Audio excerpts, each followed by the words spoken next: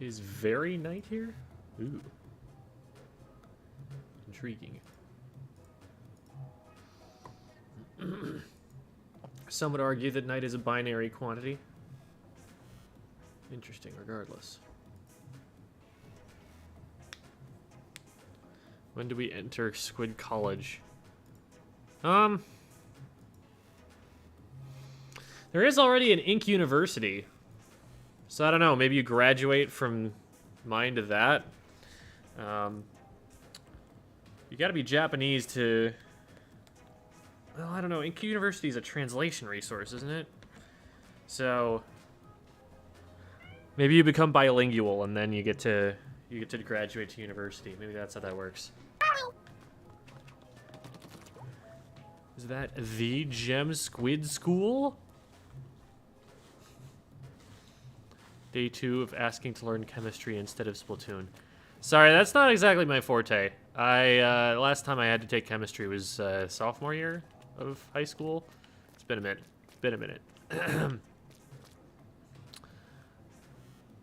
Hello, Cephalo. The late show indeed. How's it going, Bread King? 3 different states of night. Vsauce made a good video about it. Oh, of course there's a Vsauce video about that. Welcome, Dorito Ear Productions. Those are 3 words that I was not expecting would ever go together. But welcome. And hello, B Squared. From Twitch, even though I am a YouTube member? Shocking. Scandalous. A betrayer of your very people. When's our next quiz? Time to learn Japanese. Honestly, not a bad plan if you want to be a good Splatoon player.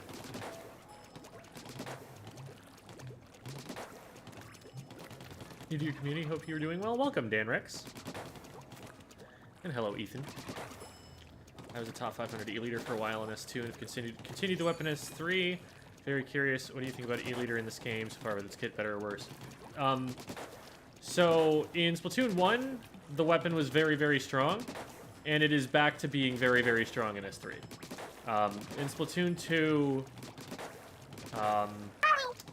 the map design and the kits did not lend themselves quite as much to it being as powerful as it is in this game. Made it to a Squid School stream, real? Pog. Another big thing that's really nerfed the heck out of it in Splatoon 2 was Ink Armor. Ink Armor... any weapon that's supposed to one-shot, all of a sudden is just bad as soon as you introduce Ink Armor. Because they are always going to balance that one-shot weapon with, like, a slow fire rate or something. And with Ink Armor, that just means you get to tank a free shot and not have to care, which is annoying.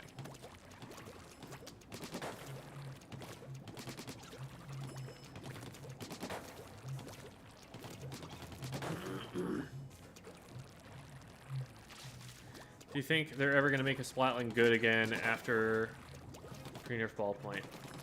I don't know what Nintendo is going to do. Far be it from me to predict what they're thinking. There are so many... Nintendo is a very perplexing company. There's so many ways in which they're absolute geniuses, and then there's so many ways in which they are just 15 years behind everybody else in the world. And there's no telling which side of them you're going to see based on any given decision that they make.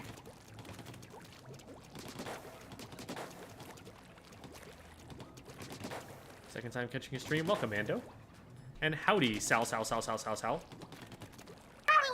think I even said that the correct number of times. I'm impressed with myself.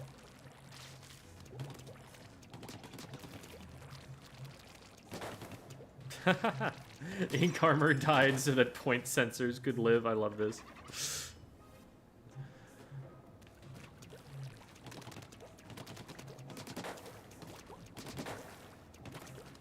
Tips on gear farming. I honestly have not been doing a lot of that, but what I've been hearing a lot of people say is that you get so many chunks from Salmon Run that you might as well just play Salmon Run. And that seems to have been the prevailing strategy on Twitch as well, and a lot of people right now are just kind of like preferring Salmon Run because there's a lot of negativity surrounding the ranked system right now. which I think is largely justified. Although, there was a really interesting discussion that got started on Twitter that I have queued up to talk about here. And since I just made such a segue to it, I think I'm like legally obligated to go and do it. However, I need to make sure that I'm sharing the right screen. Okay, there we go. That is the right screen. So we're going to blow this up a little bit. So Shy, first of all, top 500 player, very, very, very good backliner, has made top 500 with possibly fewer hours than I've ever heard of anyone else making it to top 500. And they were on the How to Get Top 500 video. So well known to the channel for those of you who have been around for a little while. And so Shy is quote tweeting Dunkey here. We were we did a reaction to Dunkey's strong, but also very very divided opinions, very split opinions about Splatoon. And so Dunkey, we'll start with Dunkey's thing. Dunkey's, here, we'll get the sound turned on here. Oh, shoot. This is the wrong audio source. Woo! Okay. Let's fix that now. So now you should be able to hear it. So, Dunkey's pointing out I think the visual presentation, but also probably some of the design of this.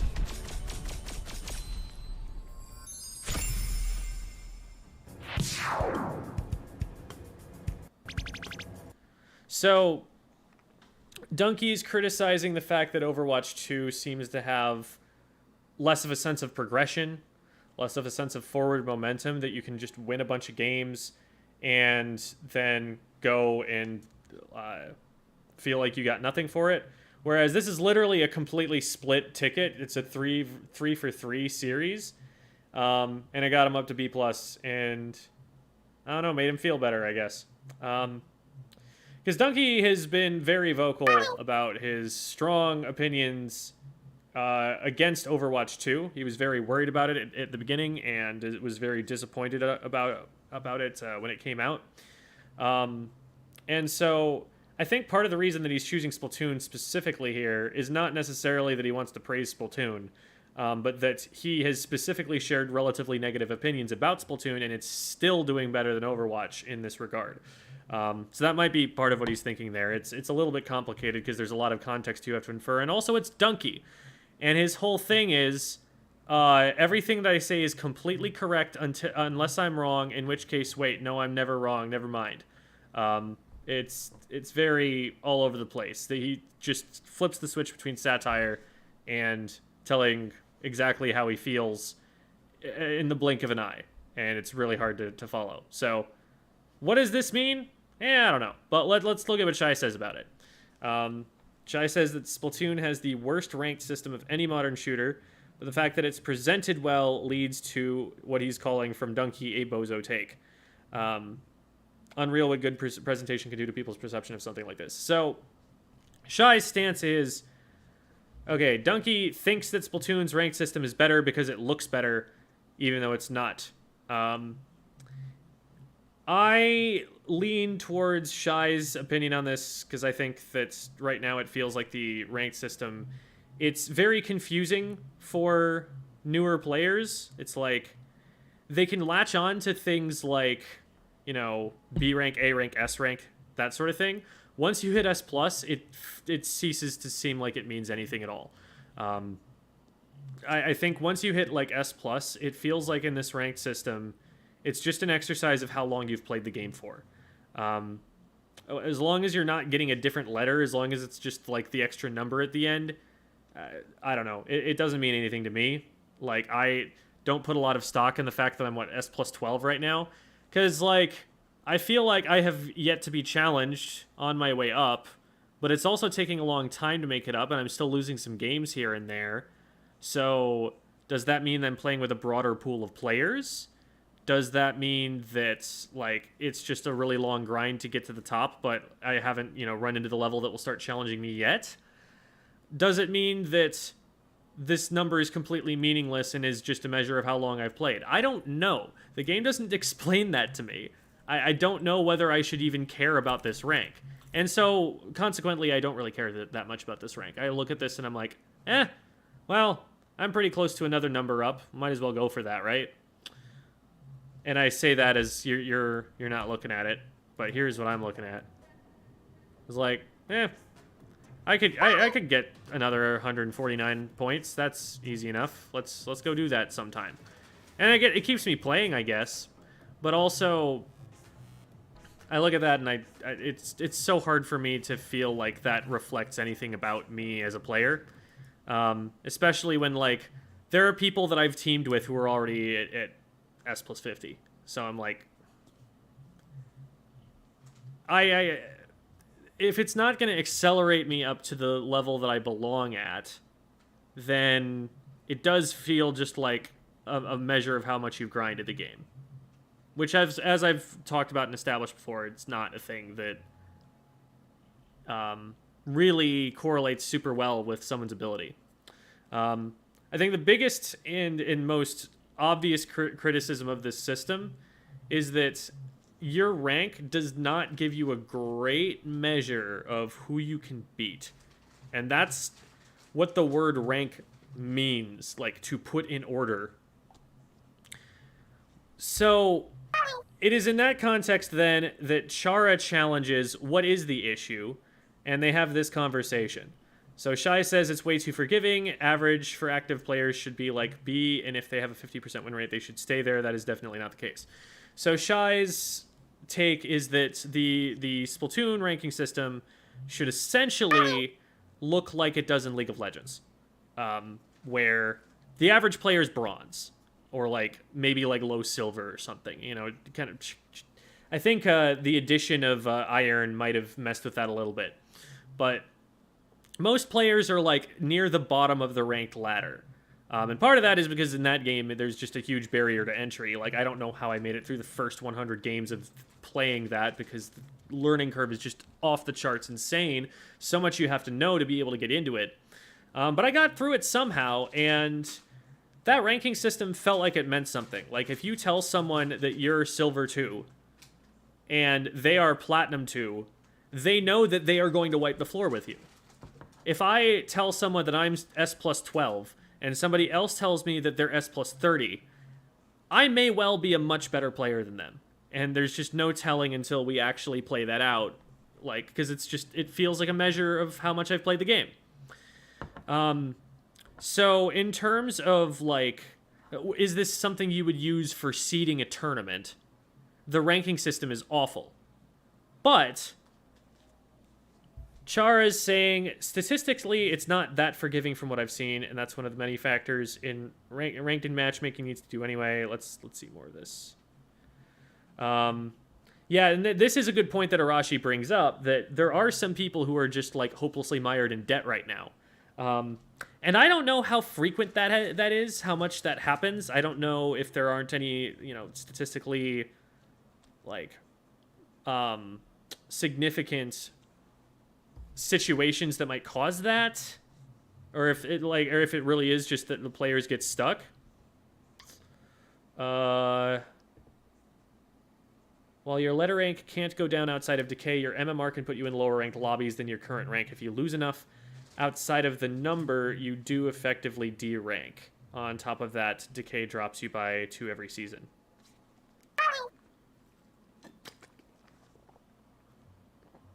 So this has thrown me for a loop a little bit, because I have a lot of conflicting thoughts here. Shaq had a similar opinion to Shy about this system, which was that he felt, having gotten to S plus 50 at a very fast rate, Shaq being one of the best North American players, a constant member of FT Win, somebody who is one of the best players on Earth. His take was that getting to S plus 50 was a measure of how much you've played the game, and not necessarily a measure of how skilled you were being there. And that was from his subjective experience of observing players at that level and comparing them to the levels that he got through to get up there. Now, he got up there pretty fast. Maybe the ranking system hadn't reached an equilibrium point yet, but I don't know. Does that just mean that the very highest rank in the game, S plus 50, contains a lot of players? Does that mean that it's more than just the top tiniest percentile of the community, and that, you know, there's a good maybe 20,000 players who are perfectly capable of making it up there?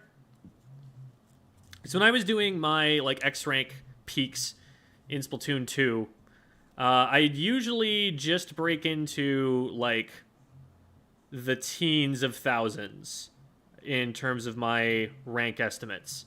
So I'd be between 10 and 20,000th in that rank for that season. So if, you know, a player like me is capable of making it to the very highest rank in the game of S plus 50, maybe for just about everybody else, the ranking system works really well, and it just breaks down once you get to the very highest level of play, and that'll get fixed when X rank comes in. That's an interesting theory. So I don't know what to think about it right now. And I think that a lot of information about it is missing, and that once it's either known or more widely known, because maybe it is out there, that kind of information, and I just don't know about it yet. Maybe if it's known or more widely known, we'll be able to make some better judgments about it. But I think one thing that Chara does have a good point about, and that Dunkey does have a good point about, is that it gives you a sense of momentum that other ranking systems might not. That you are rewarded for playing the game, and maybe that's a good thing. Maybe being rewarded for playing the game isn't a bad thing. Maybe it just leads to more people playing the game and joining the community and not feeling discouraged, and, you know, being interested in continuing to learn more about the game and feeling like they're progressing and getting this positive feedback loop going until they are one of us and they cannot escape the grasp of Splatoon. Because that's really a very positive thing. I always say that the way to value anything in a community is by taking the number of people that it brings into the community and subtracting the number of people it drives away from the community. So if a ranking system is making people feel good and want to continue playing ranked, that's a huge win. Now, one problem with that potentially is that this is something we're calling a ranking system, and so the implicit assumption going into it is that it's ranking people, that it's putting people in an order, and that order means something. And if it is discovered that that order does not mean anything, then maybe that positive feedback loop goes away. Maybe people realize, oh, wait, I'm S plus 50, but that doesn't mean squat. This is silly. Why would I want S plus 50? You know, maybe that's something that people come to the conclusion of. I don't know. I really need to see X battles to see how those feel and see if those are, you know, a fitting way to get superior competition. Because, man, you only need to be S plus 0 to play X battles. That's a lower bar than it was in Splatoon 2.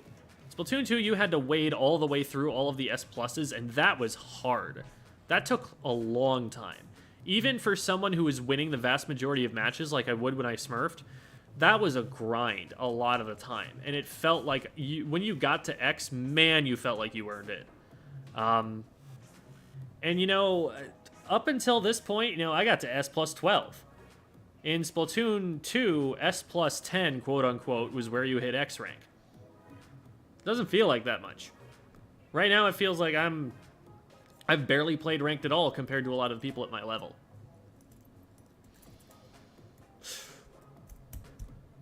I've got a lot of conflicted feelings, as you can probably see. So, any word on if X rank is coming? I mean, X battles are definitely a thing that will exist. They have announced that they will exist, but they will be introduced in future patches, and I don't know exactly when it's getting put back in. A ranking system, I would say it's not a ranking system so much as it is a game mode. It has gone from being like a rank to a game mode. It is based on your rank. You need to be S plus 0 to be able to get into it. But then it is a separate option that appears on your matchmaking menu. So, hi Limo. There's a weird line that most games have to deal with. Balance for the top end or ruin it for the normal people. It's like, I feel like a truly fair ranking system is something that just about everybody wants. They want to know, you know, where they really do stand when they're playing ranked. Because as soon as you tell anybody that getting S plus 50 doesn't matter, they're not going to want to get S plus 50. They're not going to care about getting S plus 50. It's lost its meaning. So I don't necessarily want to do that, and I don't think that's even necessarily true, because it's definitely not easy to get to S plus 50. But, like, I feel like it being inconsistent degrades people's opinion of the experience, I guess, after a certain point. Like, I think it feels bad to D-rank, for sure. But I think it feels worse to be 3,000 points in debt. Like, imagine that it's like the difference between being broke, which sucks, and being $15,000 in credit card debt, which is like, you're broke and you are going to be broke even if you find something that makes you rich for a while.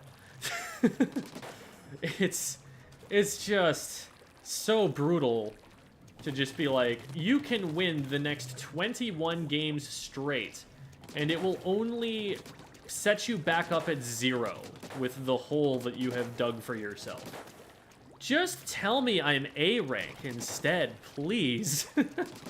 You know, that's not an enjoyable thing for the people who are getting stuck.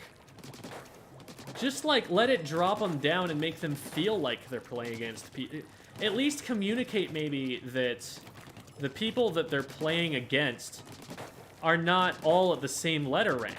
Because, like, people will feel like they've been deceived when they go into a ranked match as an A-rank player and see someone with the S+ badge on their splash tag. Like, they'll feel like the wool's being pulled over their eyes, like the rug's being pulled out from under them. Their expectation of how that ranked system works is not what they expected, because, like, who would expect that that is the way that it works, that that letter is actually meaningless for matchmaking purposes? How is that a good thing? That just doesn't seem to make intuitive sense to anybody. Why give them a letter if that letter is not going to mean how good they are as a player, how likely they are to win match-made games? I'm trying to wrap my head around it. I'm glad they added crippling debt to Splatoon. You know, I guess it is in keeping with the theme that the real final boss is capitalism. The problem is I've beaten the capitalism as well as the secret level after the capitalism, and there's still capitalism. Is there something that I need to fundamentally change to get from S to S+?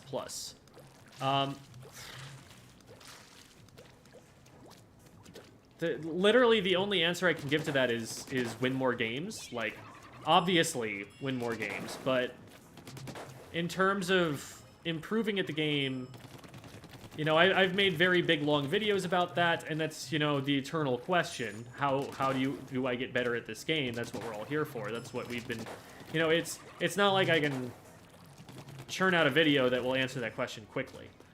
So... I have some videos called the How to Get Out of Ranked series, which I think are a very good collection of a lot of my thoughts about how to improve at this game.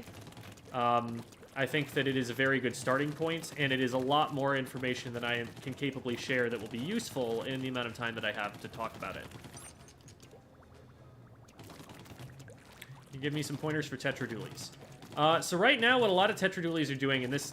I don't think this is the only way you can play Tetras, but this is something that people have seen Japanese players are doing, and it's working, is they're running a lot of quick respawn and feeding.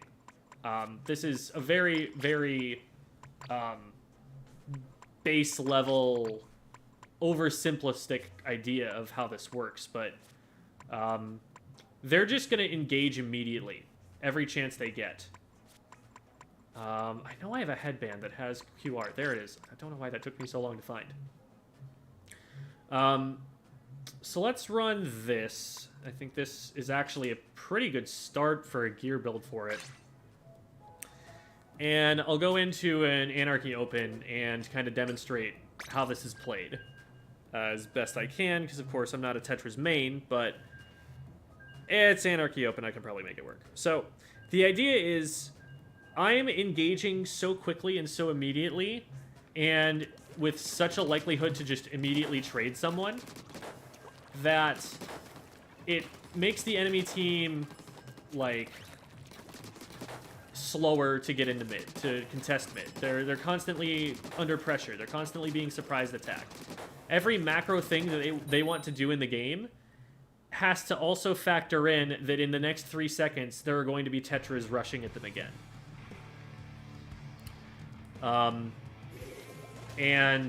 This is a strategy that's being used a lot right now, especially to combat comps with sloshing machines that are trying to play slow and stall and relying on their zoning pressure to keep people away so that they are not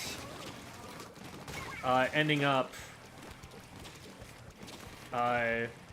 being punished for having slower killing weapons. See, so I've gone in twice already. I've gotten 2 picks and gone down twice. And my team should be getting first checkpoint. I don't know why that's not happening. I actually probably shouldn't have jumped in there. I was not paying enough attention to that situation and how that was working. Because that seemed... Okay, we did get first checkpoint. Never mind. So we got it, and then the team backed off, and I just wasn't paying enough attention because I was talking about it. But, like, here I go in again. Okay, I guess I'm not really that deep in yet. But now I'm in. What is this Explo doing here? Alright. They, I think, got a direct plus the ink mine there. But look at this, I'm back. And they still have not really regrouped as a team. And now we've got 2 down, and we just kind of keep going.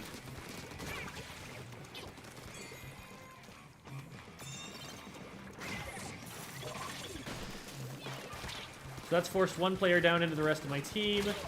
Or not. Guess they came back here. What is going on over here? What? Why is that happening? 52 gal just like ran all the way up. Try and kill our Explo maybe? This is actually really dangerous because I don't have a roll. Okay. Well, this is unfortunate.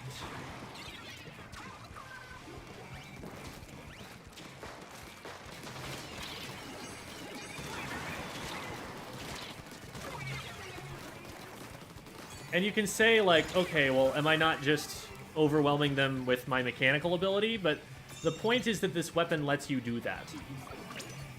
That is what you run this weapon for. You do not run this weapon for its reef slider. You do not run it for its paint. You run it because it is a weapon that lets someone who is good at aiming and shooting... Okay, well, I just died because the cat alarm went off and it distracted me, so I had to turn it off. It was also right next to the microphone, but... You use it so that you can just get in there and engage whenever you feel like it and not really have to care that much about enemy ink because you can roll right through it like I just did. And hey, look, I'm on the tower now. What are you going to do about it? You're an Explo. You're a Rapid Blaster. You are dead.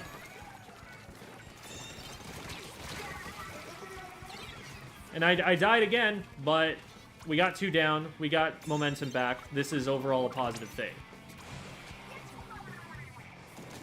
So... That's the general idea for Tetris right now. I'm harassing. I'm not going all in. I'm doing it wrong. I should be going all in. Ah, darn. They did manage to kite me back there. And that was me rushing against a Rapid Blaster and an Explo. Every weapon in the game should die for trying to do that.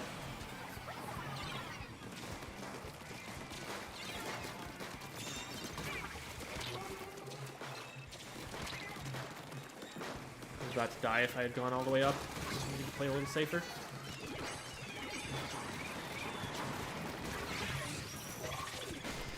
I didn't know where that player was, and I couldn't track them in time, so I had to just pop the reach slider for the invincibility until I could get that information.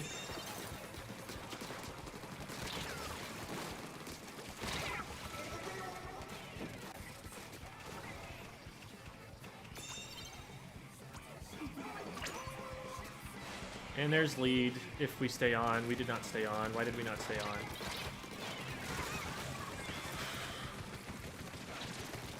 We should probably... Okay, we got the checkpoint.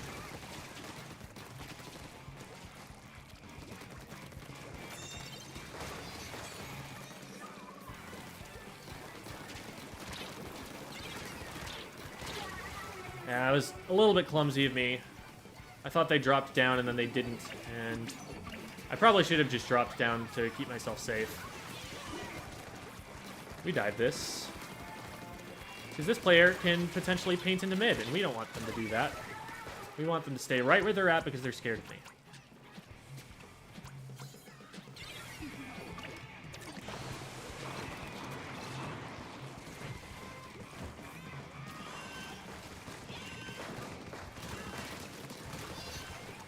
That's one. Those players actually probably didn't matter there. I was really hoping I could just focus the tower instead. Because they're behind the play at that point. But I guess I also wasn't paying enough attention to where my teammates were at. And then we get on here and we end the game.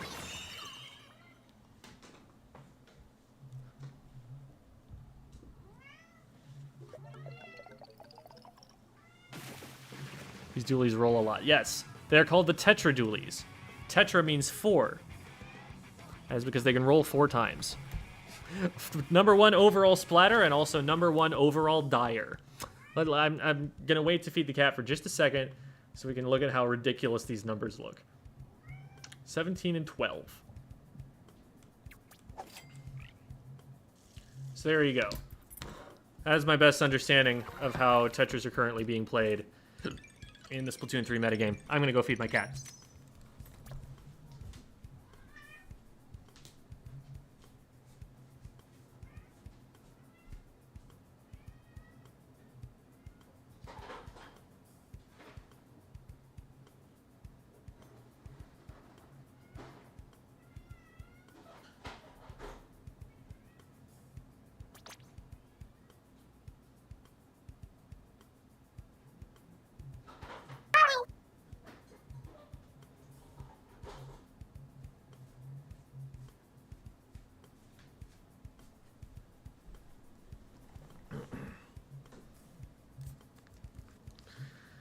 All right. Meow. Yes. Yes. Meow. Cat. Okay. Hey, how's it going, Sam? Sam is a former teammate of mine. Was a player for the Grillers for a long time. Has hit top 500 status, I think, a few times, right? Very solid player, veteran of competitive Splatoon since Splatoon 1.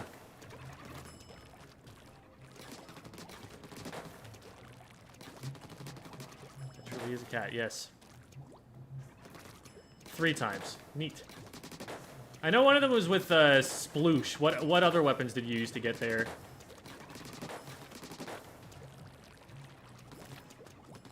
No kitty reveal?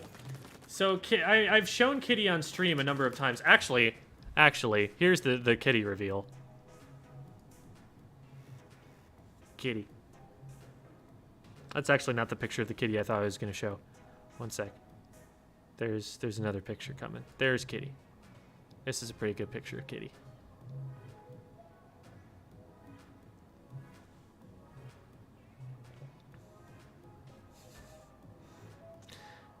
Tips for positioning as a midline like L3. I find myself either too far forward or too far back. It's hard to find a balance. The idea is you want to be where the fight is. You want to be where...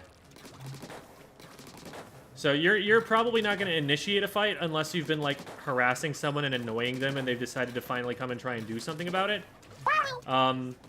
What you're likely to see is a frontliner goes in, and then you get in position to go in with them and help them from a distance. That's usually how that's going to go. So your positioning as a midliner is based heavily around where your team is. And so if they're further forward than you can shoot at, you need to be further forward. If you're so close that you're getting engaged on by the frontline weapons and they're getting on top of you, then you're too far forward. Hyper-aggressive, but not hyper-dumb. Thanks for the tips. I don't know. Some of those engagements I took were pretty dumb. But your goal is, the Tetris player is, as long as I trade, it's fine. That's kind of your mantra.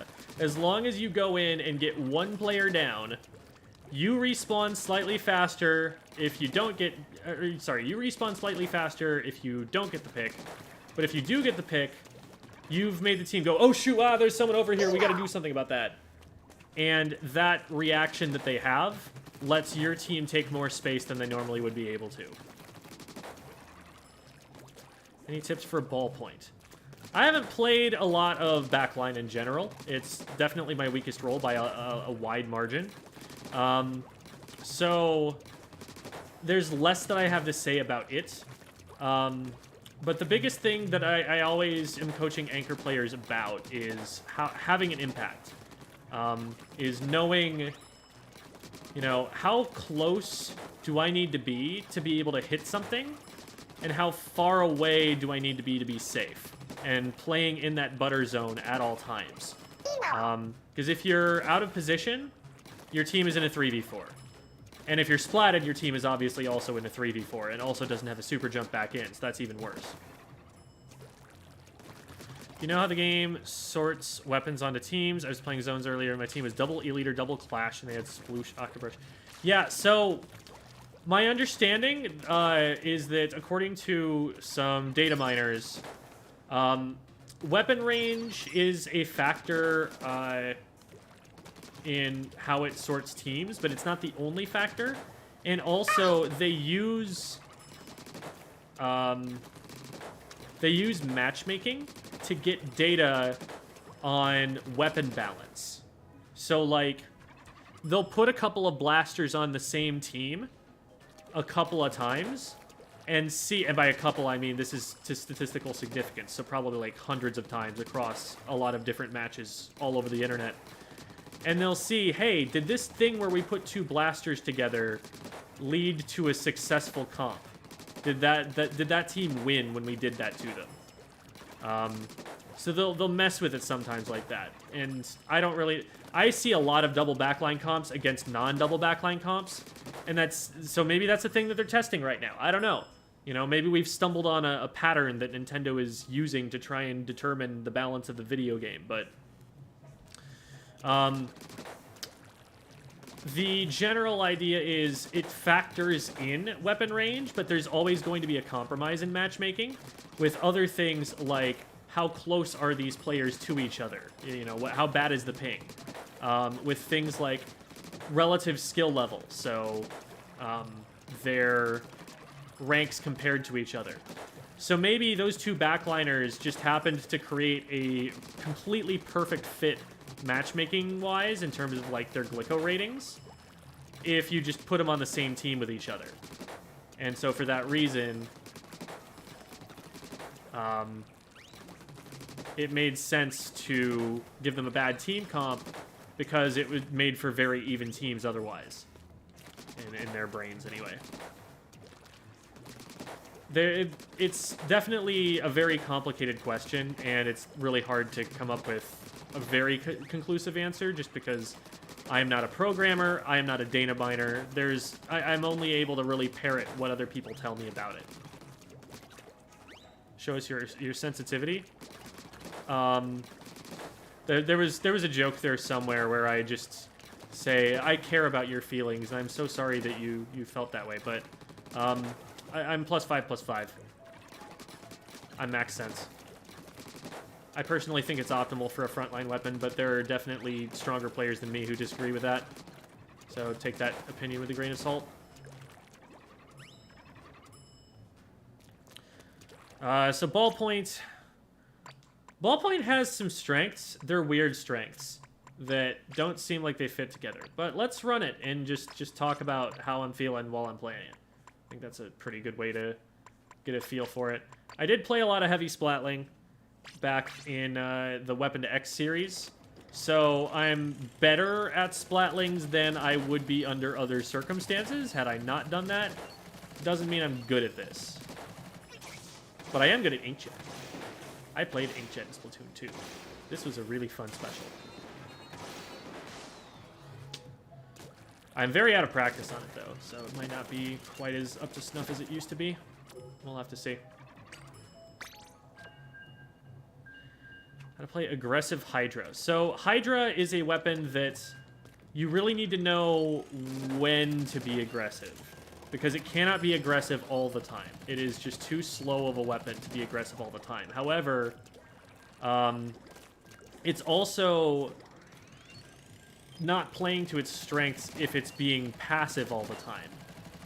There are times, especially with like double backline comps, where it needs to do things like flank. And there are some flank routes that the Hydra is absolutely devastating on. And it's really just a question of figuring out what positions work on which maps. Hello, Basil, or Basil. I don't know. Any particular ways you could recommend adjusting to the gap between SNS plus solo queue and from 50% wins to 20? It might be that I need to go and do another How to Get Out of Rank series. Why am I dropping here? This is a terrible idea. There's a charger watching this. This is the worst. This is a play that I would make as a frontliner, but... And honestly, that's a play that Devi has made before, but it was with the idea in mind that she could do call-outs. Is this Tetsu on my team? Well, that explains a lot. I am in a very high-ranking lobby. God bless America. And Jay Winaldi is also a commentator. I just ended up in a really cracked lobby is what happened here.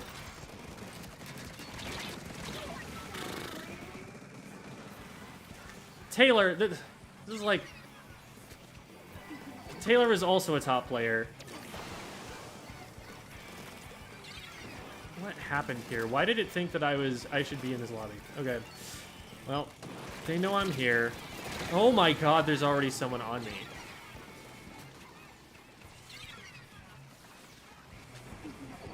I'm gonna go out and say this one doesn't count. Because I didn't get to play the video game there.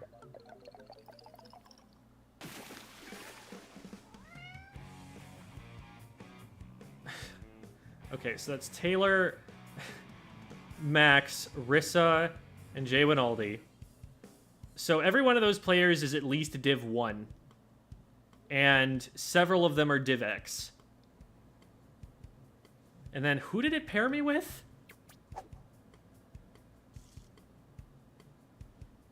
That is not a stick with this team situation, and it is because I am by far the weak link there. I don't recognize anyone on my team except for Tetsu. So that's neat. Okay, let's try that again.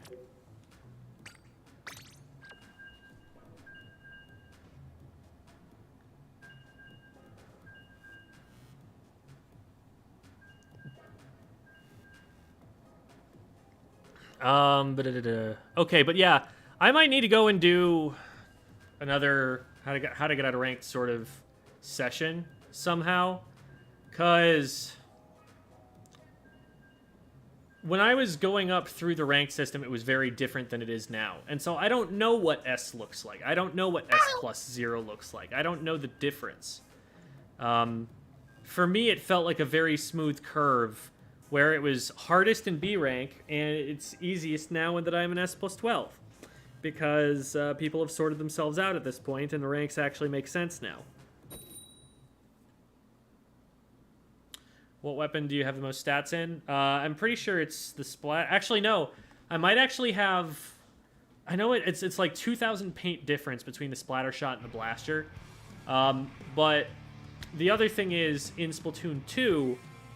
I had a lot of paint on the Splattershot. It was not close. So, that is by far the weapon I'm most experienced on.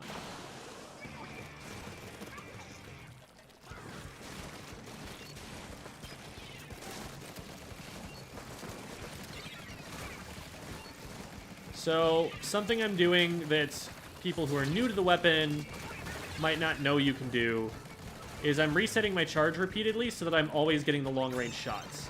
I need to back off from that because I don't have anyone in front of me.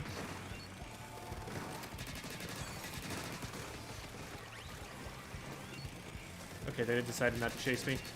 So right now, the way that I'm refreshing my charge is keeping it so that my shots are always max range instead of going back and forth between the short and long range.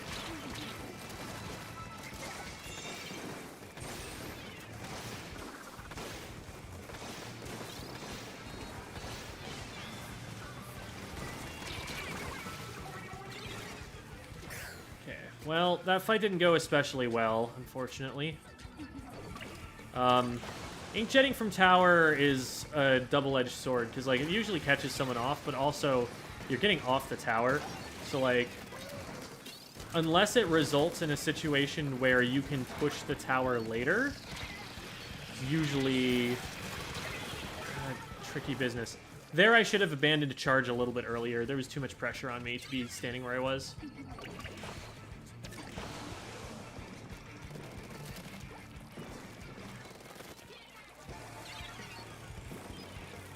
I want to set up here. Okay.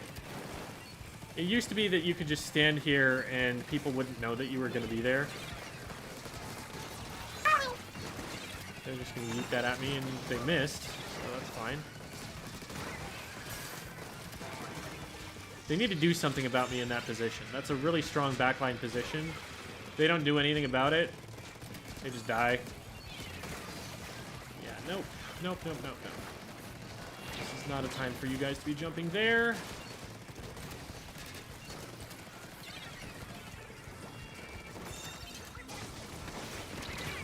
That was in part because I saw that player coming at me and I wanted to potentially make them miss, but also in part because I had a lot of available targets. Unfortunately, the 52 had enough range to be able to hit all the way up there on their way down, so didn't end up working out for me.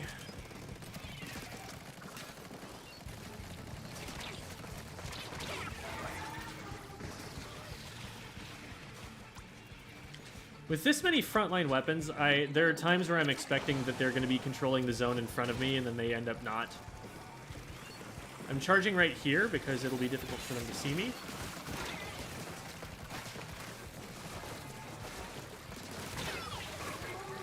Alright, we get the trade there, but nobody's attacking the tower. You cannot clear the tower with the Trizooka like that.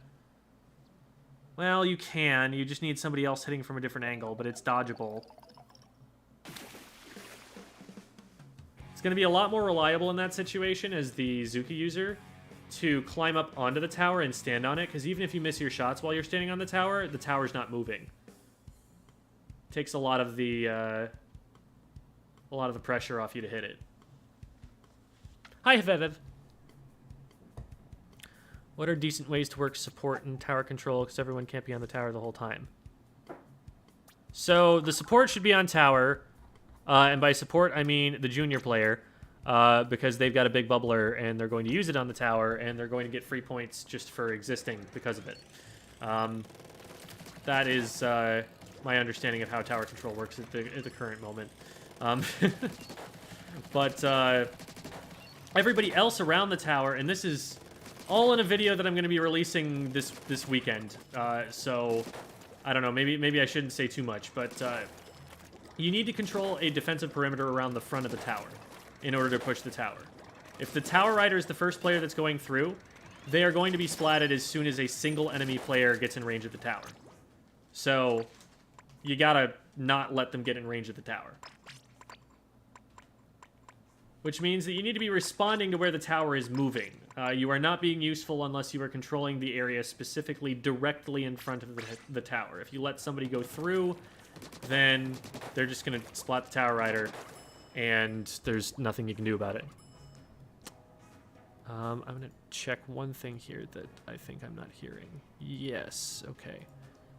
I was not hearing notifications when people were sending me stuff and doing super chat and stuff. So, fortunately, I didn't miss any of them, but I'm glad I caught that. So I was like, wait a minute, I haven't been hearing Woomies and Vimos through my headset. I'm sure you guys have been hearing them, but I haven't. But huge thanks, of course.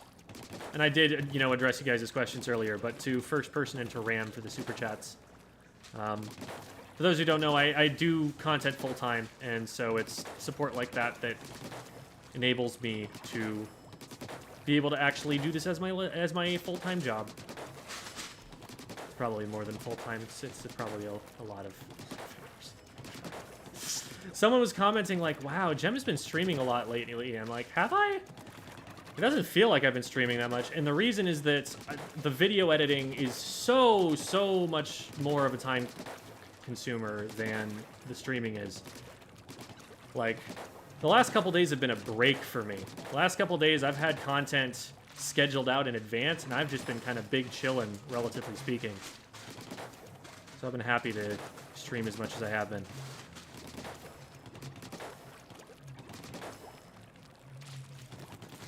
Recommendation for gear abilities for Tri-Stringer.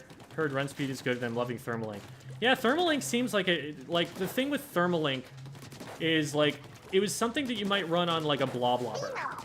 Because those are oh my goodness. Last Data with 20 gifted memberships. Thank you so much, Last Data. That is a lot of money. Thank you so much, and now I'm gonna have to add, oh god, so many names to the credits of the next video. I need to start pruning those. Like, you've seen the credits rolls at the end, right? How I've been having to use progressively... Good god. Another... Ram, not to be outdone, gifts another 20 memberships.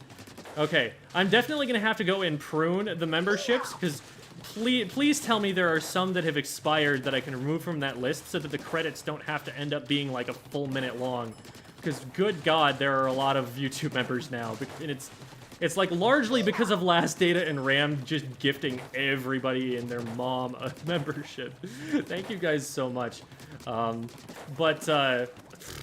Yeah, those credits are getting wild, and I hope that I can remove some of those people from the list at some point here, just so that I can make room and not have to spend as long on that screen at the end. Oh, man.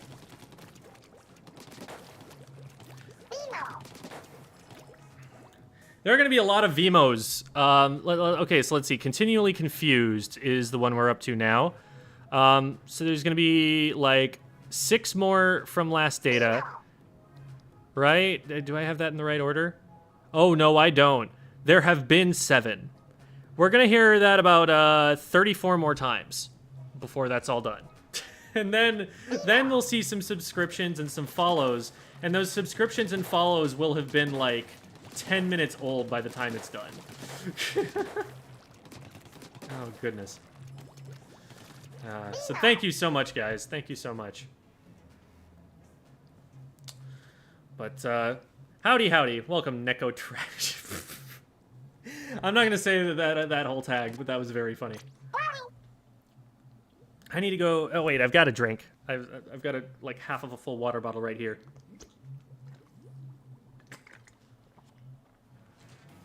First stream, immediately a member. There you go, there you go. Do you think Nintendo will have the guts to change a weapon kit's post-release? Should they for any particular weapons? I don't think there is any kit specifically that is so broken it needs to change right now. The closest is the sloshing machine, and I argue that that is a map design problem and not a problem of the weapon kit itself. As FLC would say, the weapon is functional, unlike many other weapons in the game, and that is why it is seeing so much play. But even then, people are coming up with counters to it right now because it's so common, and like one of those counters is the Tetra Dualies, and that was why we were talking about that earlier.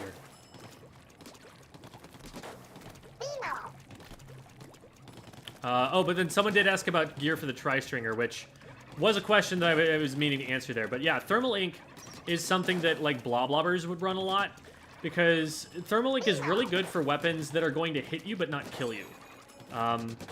Which, admittedly, is not very many weapons in the game. Most weapons if you're going to engage on someone, you want to splat them. You want to remove them from play. Poke damage is not a thing. Chip damage is not a thing. People heal within like a second after they get hit. So you are either doing damage to splat them, or your damage is effectively just pushing them back a little bit. It's not that useful. But on a weapon like the Bloblobber, which is very dodgeable and getting the one shot is unreliable, having the extra vision helps. And on something like the Tri-Stringer, which is a very similar kind of weapon where it's going to do a lot of damage but not necessarily kill right away, also very good for that. Do you have any pointers for new players to pick up Squiffer? The biggest advantage of your weapon is the ability to charge while jumping. That's something no other weapon has, and that's a gimmick that's actually pretty useful. On a stage like Inkblot Art Academy, go and watch Ice and see how he plays Squiffer there. Because what he'll do is he'll set up right underneath the enemy plat and just charge and fire up over the top and just, like, hit people who feel like they're safe because they're up on that ledge. So let me get the Squiffer out. Okay, I think it's slightly further back than this, but...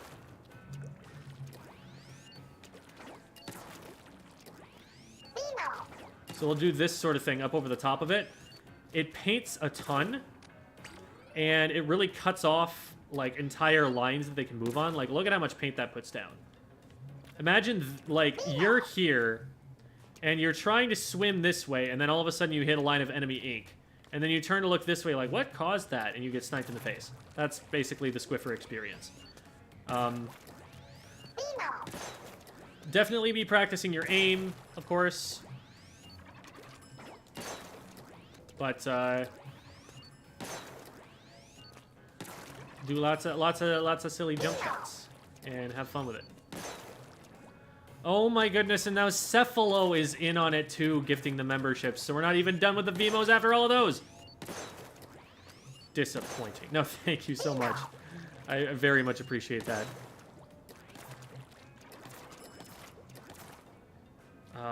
Getting better at aiming. I have a whole video on that.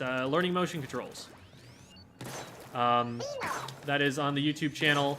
And it shows all of the aim drills that I do with my weapons. Now, there are aim drills to do with other weapons, like chargers, for example, that will work a bit differently than the shooters. Brian, who is a top-level, it's spelled B-R-I-A-N, top-level European player, and also a top-level Salmon Run player. And Brian is... has been a backline player for a very long time. Had an old video that I used to send people to with all of his aim drills for how to learn Charger. So that's something I'd recommend. Do we know what 5-star weapon freshness gives you? I believe the weapon freshness. What it gives you? I don't think it gives you any. Maybe like a sticker or something. A pat on the back. A nice a Starbucks gift card. Yeah, I don't know. I have been splitting my attention between these two weapons, so I haven't gotten either of them particularly close yet.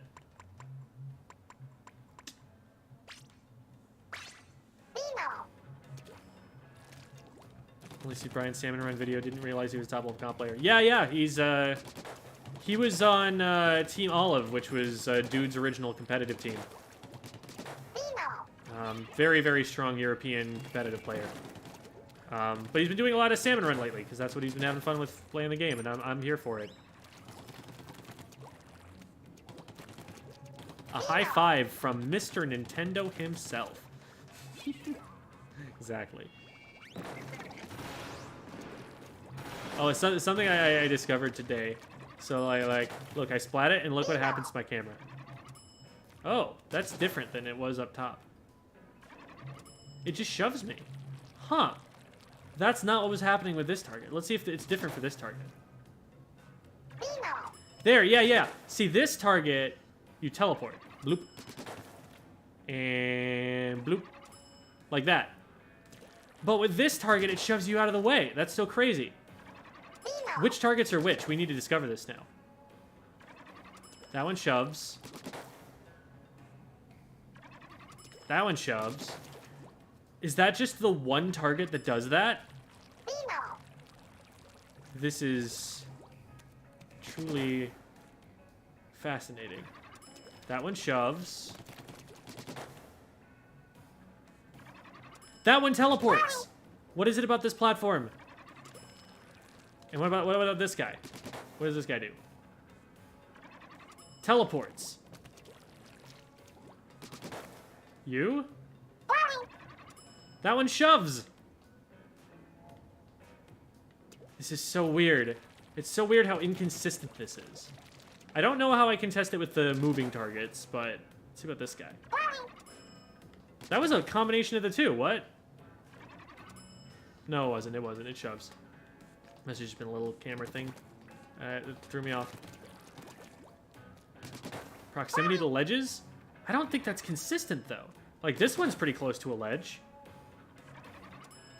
That time I teleported. Was it maybe based on how close I am to the center of it? Hold on, let's take a look up here. That one teleported me. That one teleported me, just not very far. That one teleported me. That one teleported me. It shoved me before. It must just be how I'm standing on it, because that time it shoved me. Alright, anyway, that was super important, I'm sure. What do I teach? I was a middle school English teacher for 3 years, if that's something that you're asking about, like my actual professional teaching career. Is that... I don't know that I can call it that, because, like, I am a professional Splatoon coach now. Content creator, I guess, would be the way that I would call it, but, like, it's with a very educational focus. I wouldn't say that I'm not an educator. I don't think that's accurate. I don't know. As seen by the speedrun, this game is held... Oh, I mean, every game will make a... Every speedrun will make a game look like it's held together with Scotch tape. The ones that actually are beatable in under 10 minutes.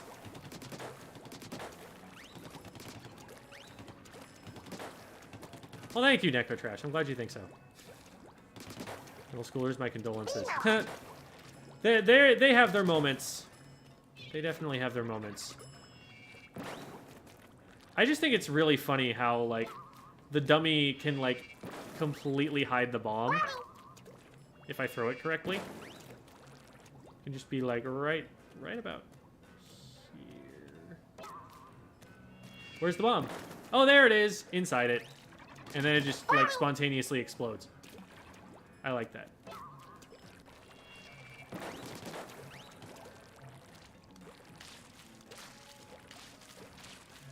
Programmer here, everything is held together with Scotch tape. Also true. If I had a nickel for every time I watch a former teacher be a full-time content creator, I'd have 2 nickels, which isn't a lot, but it's weird that it's happened twice, yes. I do love that moment in the show that you're referencing to. That is truly a, like, it's a meme for a reason. Most things are memes for a reason, to be fair. Like, a lot of the songs that are memes are actually really good songs. Like, and you cannot deny that they're good songs. Like, they're just massively popular. And they became a meme. But you look at them and you're like, if this were in a vacuum, if I did not have the context of the internet, I'd be like, huh, that's a pretty good song.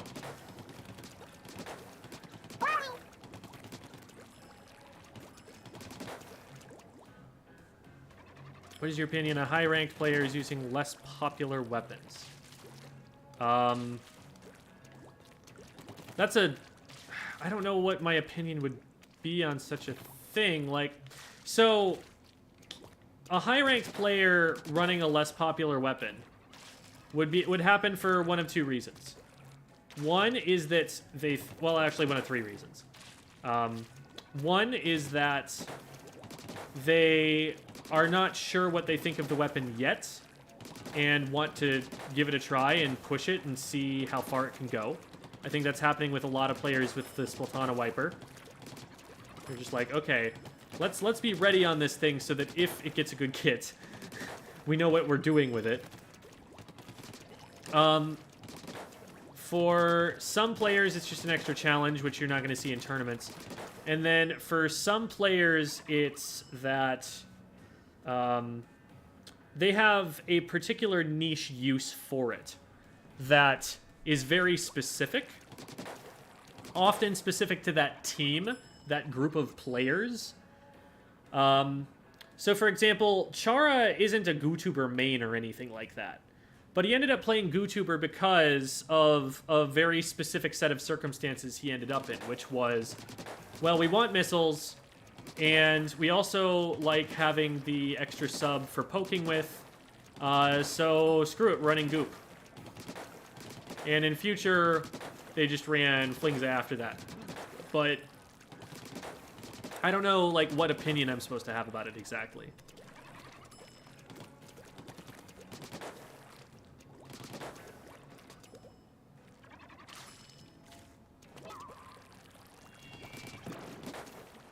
Always loved playing weapons that others don't play. So between contexts is neat to hear. Yeah, I mean, and that's for top-level players. I mean, there are all sorts of people who will also just play weapons because they, you know, either don't care about the metagame, have no reason to care about the metagame because they're not at a level where the metagame is going to matter at all yet, and it's more about player skill or, like, what playstyle you can put together that will work for that situation.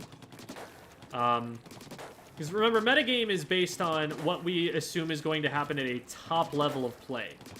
Hand these weapons to the best players in the world, and this is what's going to happen. At a low level of play, if you play Bamboozler, you're throwing simply because nobody can aim with the Bamboozler at a low level of play. It's a very hard weapon. Not to say it's a bad weapon, just there's a high skill floor that you need to hit before you're going to get anything out of it. So, like, would I discourage anybody from playing Bamboozler? Absolutely not. But would I expect to see a Bamboozler winning a tournament consisting only of C-rank players? Also absolutely not. Or I don't know, maybe someone who's brave enough to try it has some tricks up their sleeve. But like at C-rank, I would expect to see someone, you know, running rollers and tri-sloshers and brushes doing significantly better. So, there are a lot of reasons to pick a weapon that go outside of just, I want to win with it in a competitive context. But I play the game competitively. And so what I care about and what I make content about is people playing the weapons in a competitive context. Miss 20 Pew Pew Pew. I miss 20 Pew Pew too. They were good people. They were also, in case nobody got the reference, Melee fans. And I think that's also a beautiful thing. And I want to play Melee with them sometime. I never got to do that. Maybe one of these days we just have a Squid School Melee stream for no reason except that I want to do it. We have like a Melee tournament with like any Splatoon people who were in the Melee scene. And we just run it on Slippy and I commentate it. That'd be a fun kind of community night sort of deal. Because that game is also sick.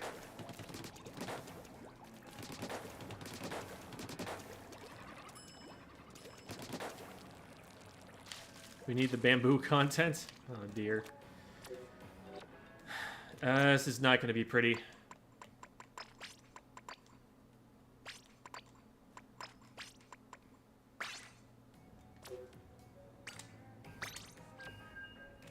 Look what you made me do. Look what you made me do.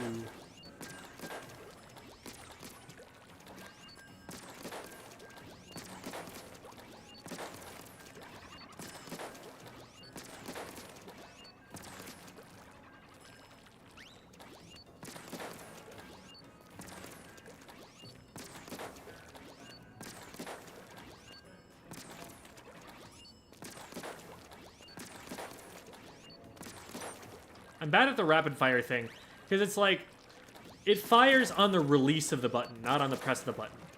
So, like, I have to tap it, but, like, also get my finger off it quickly.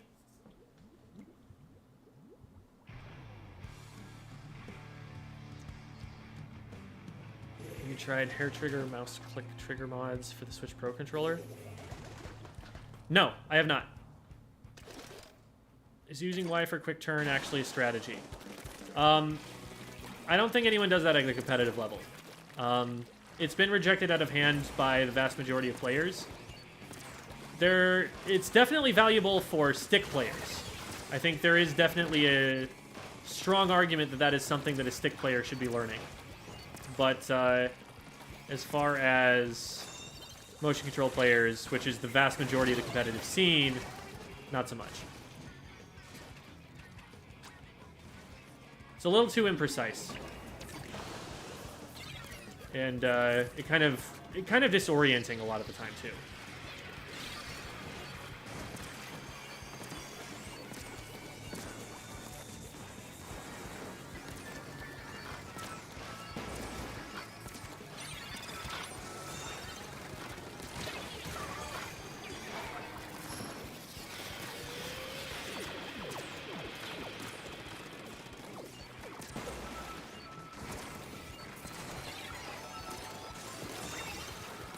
I'm gonna get a lot of assists, aren't I?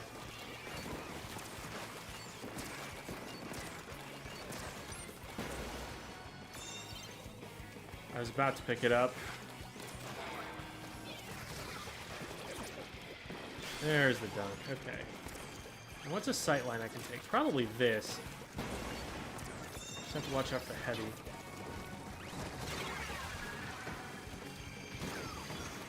Ooh, that was a really clutch chicken.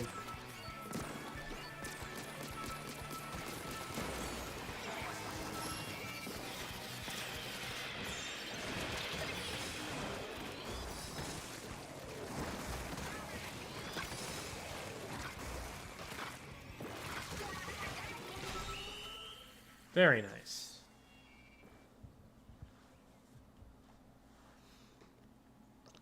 Tips on ink management. I tend to die a lot on dually squelchers because I run out of ink. So part of it is that a lot of the time people don't develop the habit of pausing in the ink to collect information. This will improve both your awareness and your ink management. When you're safe, just sit down in the ink somewhere, figure out where stuff is and what the next thing is you want to do, and then go do it, and do it very decisively. But that way, you're a lot less likely to run out. But another thing that really helps is just playing a lot and running out of ink a lot and knowing, like, okay, I just threw a bomb, therefore I need to be really careful about the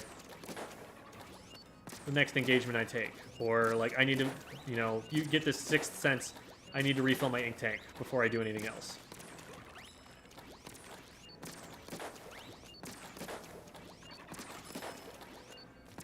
Yeah.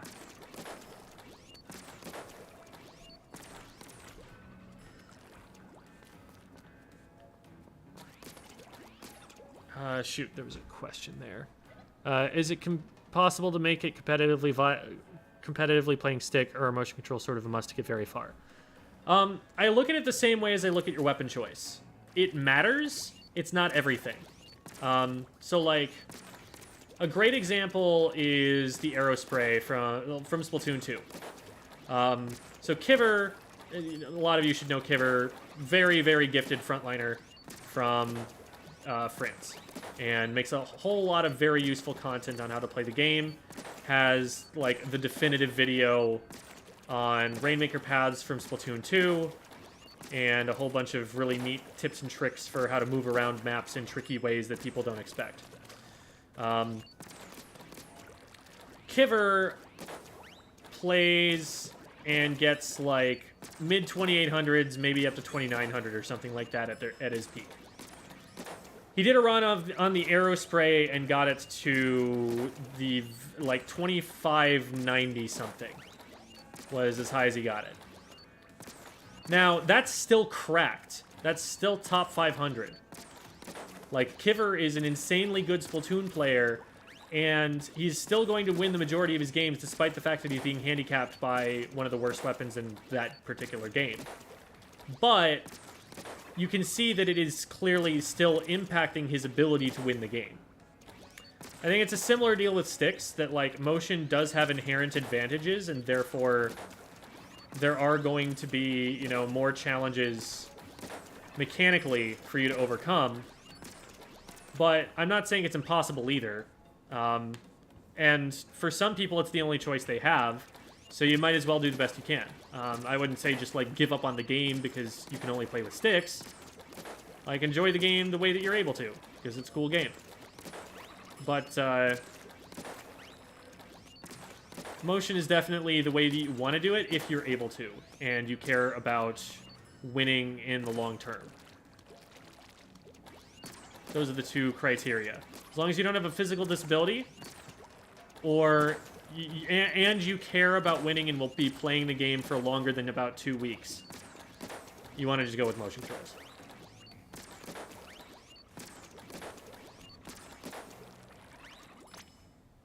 Opinion on Jet Squelcher. Great main weapon. The kit is holding it way back. By the way, folks, I do have a tier list out on YouTube right now that is pretty current in describing my current opinions on how the weapons work and stuff. So the Jet Squelcher, the thing about the Jet Squelcher that made it amazing in Splatoon 2 was that it just paints like crazy and has a lot of range. Between those two things, you've already got everything you need. Because what this weapon did was it had ray and it had missiles. Those were your two options. And both of those specials happen to be the very best things that you can give a weapon that it has to stand far behind everybody to be as impactful as possible. All the Jet Squelcher had to do was use this insane paint that it has to farm for a Stingray. And then it would pop the Stingray. It would go in and, you know, do as much damage as it could with that Stingray. It would help its teammates out and everything. And then it would paint. And provided that its team won that fight, it would then just paint up for another Stingray. And it would push a little bit further up with the rest of the team. And it would have that special ready again for the next fight.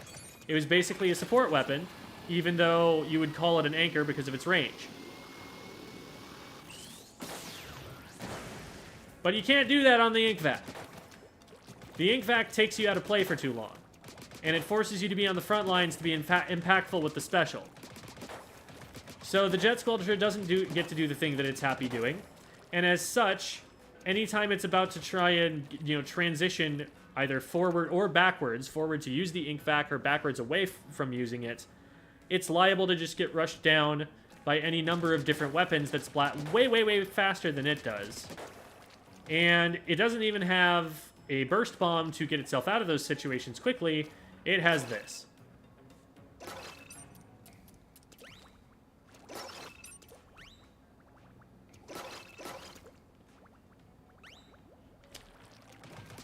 So, yeah, it's not doing great.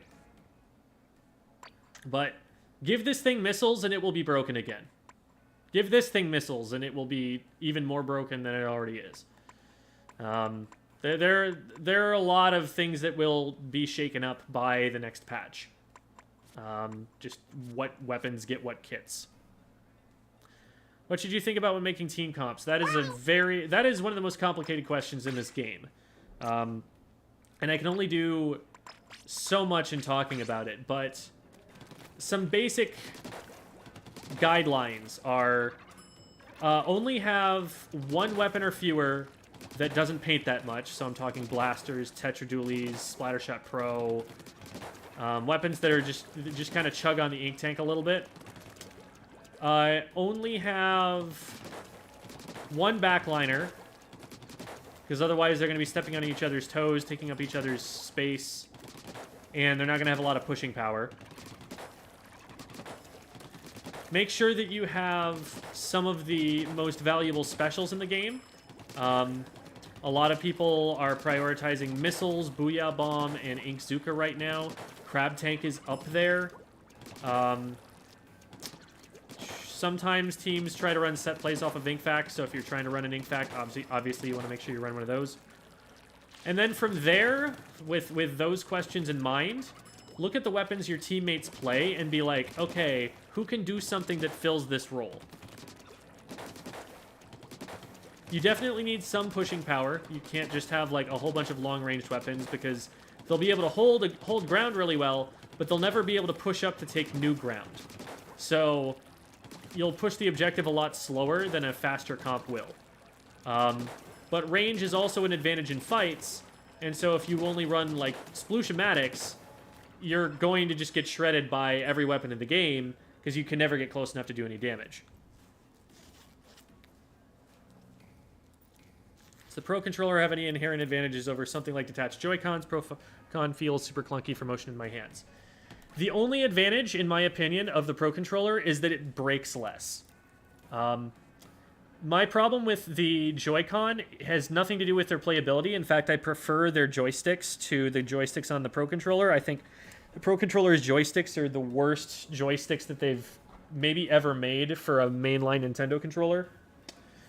Let me think if I still... Okay, yeah, it's worse than Wii U. It's worse than GameCube. Worse than N64. Worse than the Nunchuck for sure. Yeah, I think it's the worst joystick that Nintendo has ever put on a controller. But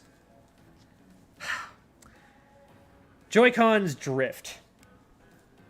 And that sucks. And that ended up being so expensive for me in trying to replace the Joy-Con. Like, what a lot of people do, actually, is they just have a bunch of Joy-Con, and as soon as one starts to drift, they ship it off to Nintendo and start playing with a different one. And they just kind of rotate them like that, which is insane that that's what you have to do. But that is just a service that Nintendo ends up providing.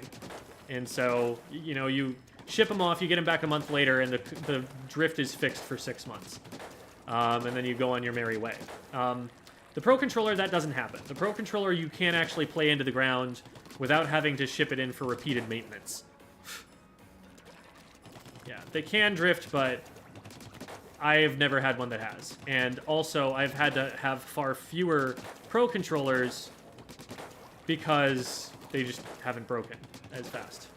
This is only the second one that I've used. I put, you know, 5,000 hours into Splatoon 2, so that is a pretty good long time that those have lasted for me.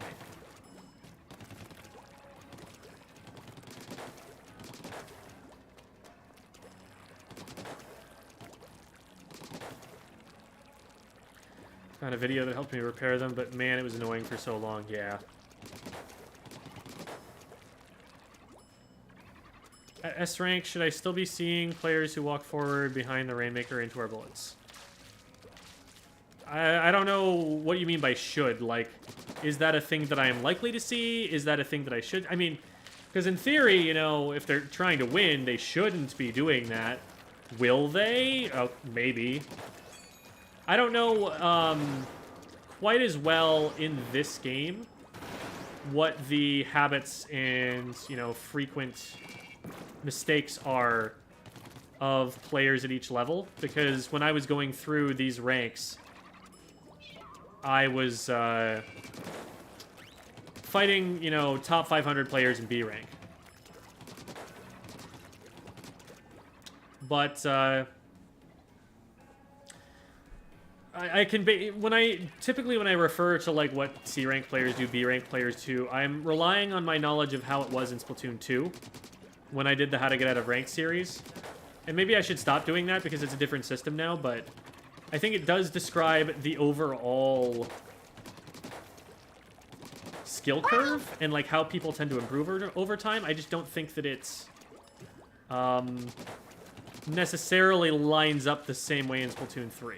I think people may get through the skill curve faster, or the different letter rankings might be more spread out across that skill curve. I don't know.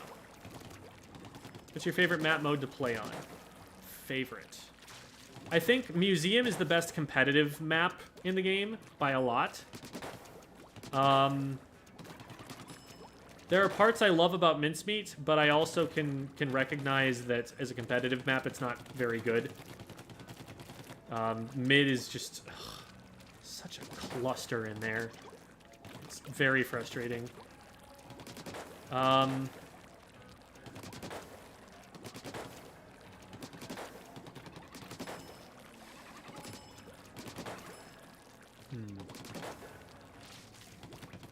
like Mako Mart.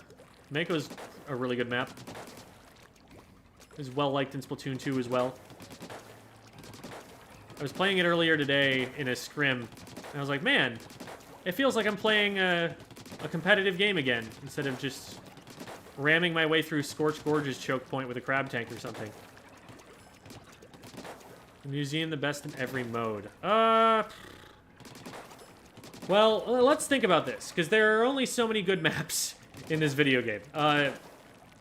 So, if this were Splatoon 2, or like, okay, let's say that we had the map list where we only picked the maps that we really like as competitive players.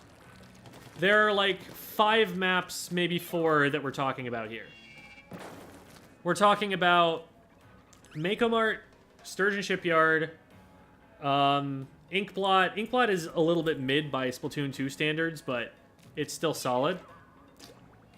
Then we've got Hagglefish and Museum. I think Mako Zones is probably the best designed Zones map. I don't like how big the zone is on Museum. It's a little bit awkward to play. I much prefer Museum on the modes where you have to move into the enemy base, because I think that like S-curve shape is actually really good map design and lets you pull off some interesting tactics. It was my favorite thing about Piranha Pit. Piranha Pit tower control in Splatoon 2 is, I think, something that they should do with a lot more maps, which is make it like a figure 8 of an objective line, of a tower path, in this case. Make it so that you have to go like left and right before you knock out, so that it really tests your ability to rotate on the map and take the position that's really advantageous at that time, instead of just brute forcing down mid. I think that's a really cool aspect of the game that isn't highlighted by enough of the maps that we have. So yeah, Museum, definitely my favorite on, I think, tower control for that. Well, tower control. Definitely my favorite on Clamblitz, no question there. Let's think about Rainmaker. What do I like on Rainmaker?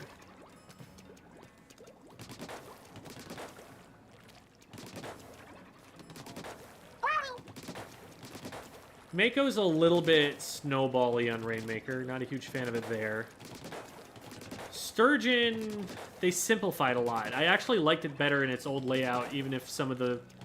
They definitely made all of the options that you have more viable, like more equally viable. But they took away a lot of your options. You had like 4 ways to get the Rainmaker to the goal on Sturgeon, Rainmaker, and Splatoon 2, and you only have 2 in Splatoon 3. I don't know why they would do that.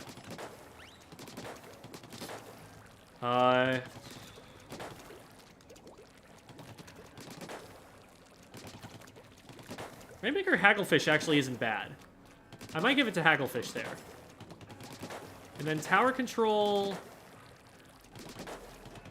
Inkblot is better than it used to be. Mako's still really good. Sturgeon's still pretty good. I don't... Sturgeon doesn't feel as fun to me, but it's still pretty good. It's a tough call between, like, Hagglefish and... I'd say, like, Mako Mart, I think.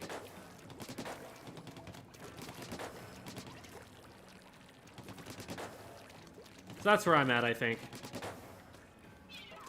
Those are my opinions, and those are...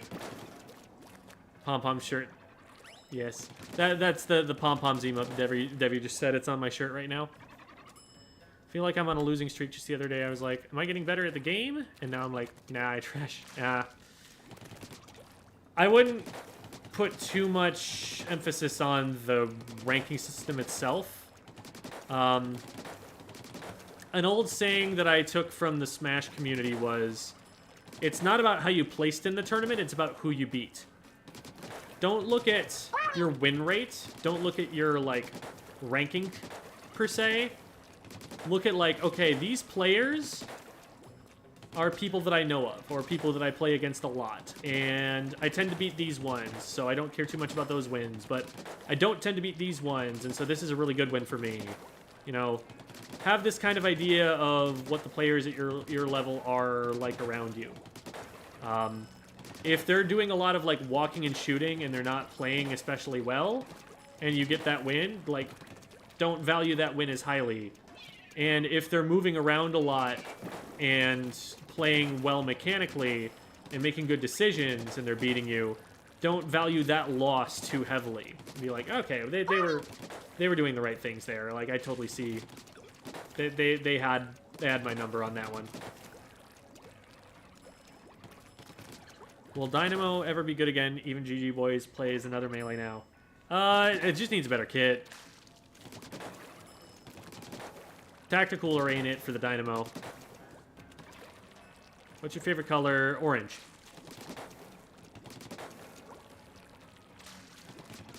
Wish on Rainmaker the checkpoints would completely disappear, their geometry. It is interesting, I think, that they stay there a little bit, because it's nice to have that cover in some places. You already have that cover anyway, because you had the pedestal to dunk it on. But, like on Scorch Gorge, I don't know how you're supposed to survive that choke point without having it there. So I think on the whole, it's probably a good thing that it's there.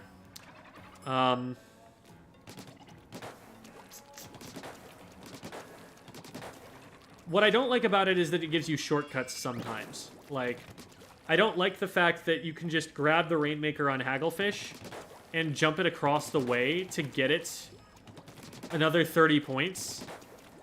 Just because someone decided not to pre-fire that spot when they needed to. Like, that's aggravating, I think. It'll happen less and less as people get used to the game and start to see that strategy being used, but it's just, like, a little bit... not sure how I feel about that one.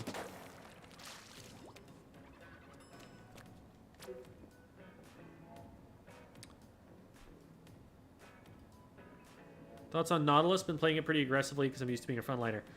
The main weapon is amazing as an aggressive weapon, and it just does not have the kit to support that kind of playstyle yet. But if they give it Suction Bomb Inkjet like they gave it in Splatoon 2, immediately in the meta, probably. I think that weapon is cracked. Even as it is right now, I think it's underplayed. And, they give it something that it can really work with, and it's going to fly again. Inkjet in that weapon is so cool. I really love Inkjet on that weapon.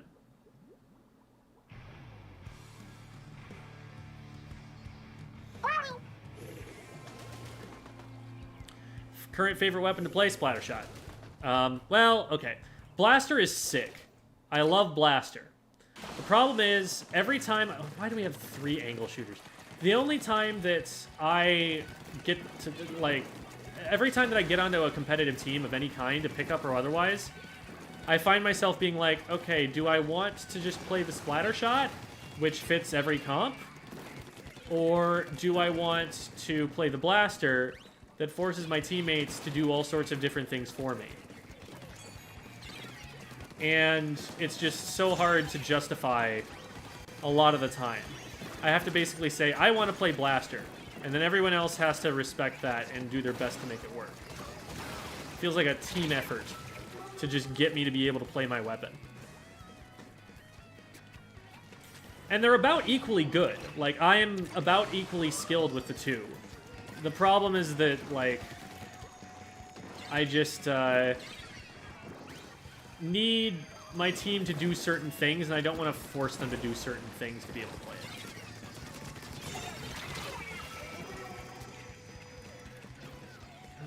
I do not like this from a Jet Squelcher. That is not where we want them to be. Did they drop down? Oh, goodness. Oh, no. That's not it. We've got a Hydra on our bats, and we've got the Jet Squelcher flanking.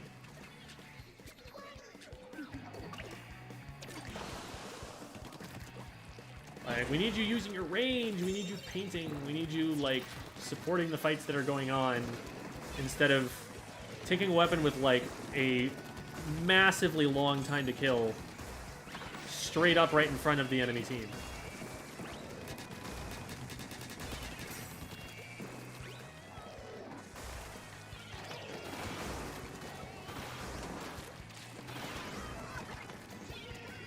Okay.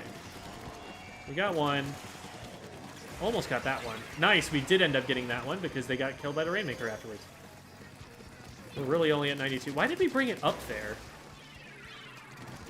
There's no cover from there. I was literally just counting on the Hydra to miss shots there. It's the only reason that works. I'm using the rail here as cover, not to actually go up.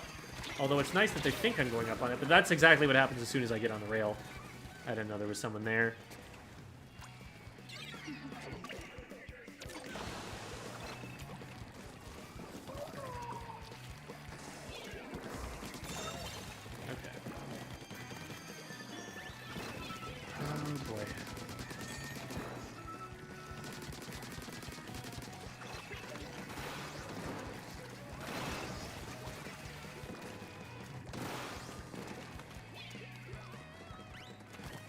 That's what I think of you, Charger player.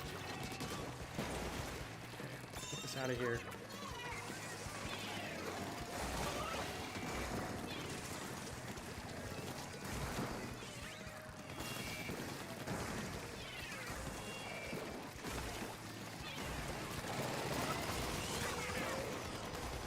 That was a wild ink fact. Okay, so there's going to be someone up there. Yep.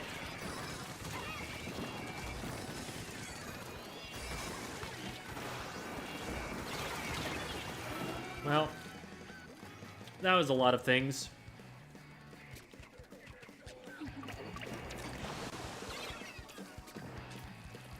Man. So one of the big problems with the fact that we have 3 angle shooters is that lethal bombs are one of the best defensive tactics in Rainmaker.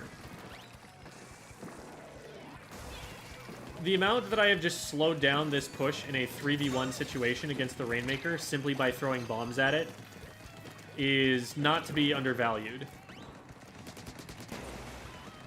And I'm the only one with bombs. And I'm also the player who wants to be playing most aggressively rather than the player who's trying to sit back and spam them.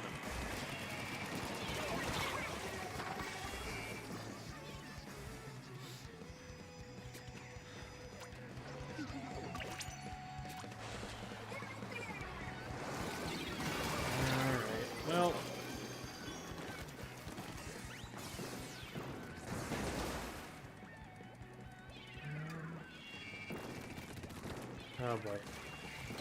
I was not asking for that. On the right, I was hoping they were going to go through the middle. But we've got to go now. We've got to get this pop. Who's trying to peek this? You're trying to peek this. Okay. So now we're going to do exactly the same thing, where rush it to the left side and the Hydra is in the way.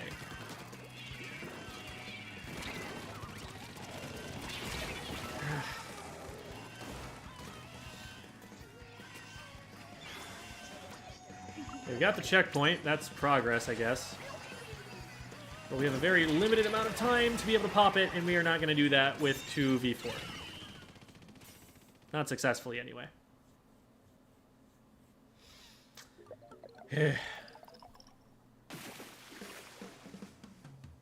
Thank you, Vladimir Chavez. That's very kind of you. Yeah, we're still doing Q&A. I'm just... I don't know. I feel like fiddling around in the training room is for the entire time isn't exactly content all the time.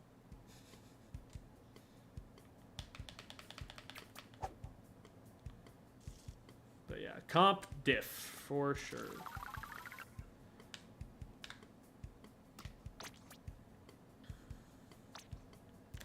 Why do you think Splatoon has so much more diversity than other games in its player base? Lack of voice chat, number one. Number two, the aesthetic. Dunkey actually summarizes this really well in his review. Instead of being generic army man with an M16 doing jingoistic things against terrorists, you are weird, colorful squid kid with art at the forefront of the game's design. There are in-game bands and lore to obsess over, so all of fanfiction.net is just eating this content up. And that draws a certain demographic for sure, but the lack of voice chat is legitimately one of the best things that ever happened to this game. I would never have asked for it if I hadn't known what was going to occur as a result of it, but people are not getting chased off of the game by having 13-year-olds shout slurs at them over in-game voice chat. And that's a beautiful thing. Because that disproportionately affects, you know, minorities and women. This is the single esport that is played most by people who are not male. Like, that's been studied. That is a fact. As far as I have heard from a researcher who would know.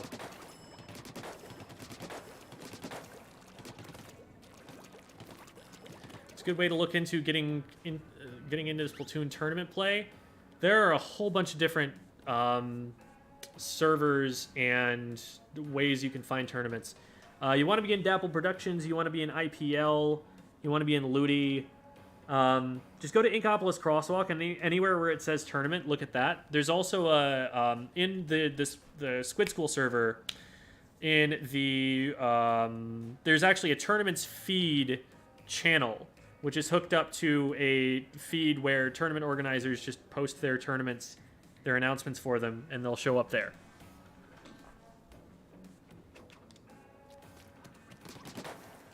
Yeah, lack of voice chat was something that drew people to it. Exactly. The Splatoon community is overall more positive and more inclusive than any esports community I've ever been in. And a lot of people get a different impression on Twitter, especially younger people. They see, oh my god, this community is so dramatic. I'm so done with this community, you know, that sort of angsty teenage stuff. And what they're not understanding is that that is the human race that they are now experiencing. We, as a species, have a pretty, you know, small but very significant minority of highly problematic individuals. And as such, when you go online into a pretty unfiltered setting full of people, you are going to run into some people who are terrible. Do terrible things. But on the whole, I think that the Splatoon community has dealt with those people more effectively and conclusively and decisively than any other esports scene that I've seen. They have made it as easy as I've ever seen, as welcoming as I have ever seen for a new player to get into it and not feel like they are being singled out, not be bullied, not be harassed, not be attacked for any demographic quantity of themselves that they could not affect.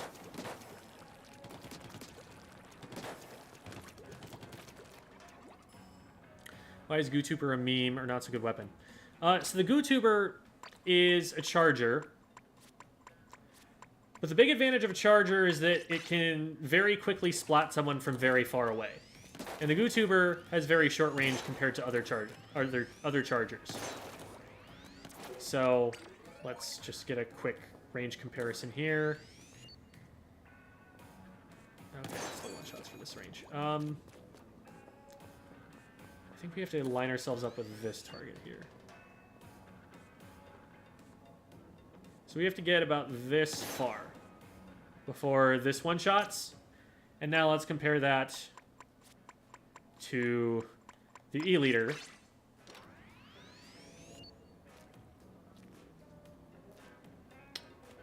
Still going. Still going. Still going.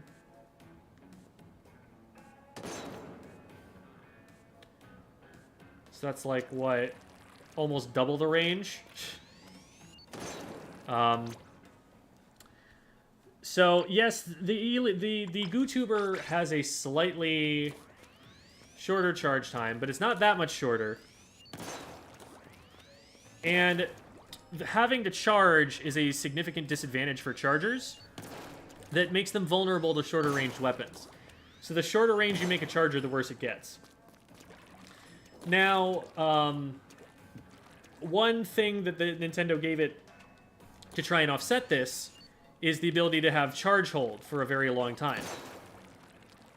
So, let's say I'm at E-liter range, I can get charge, swim, pop up and be in my range.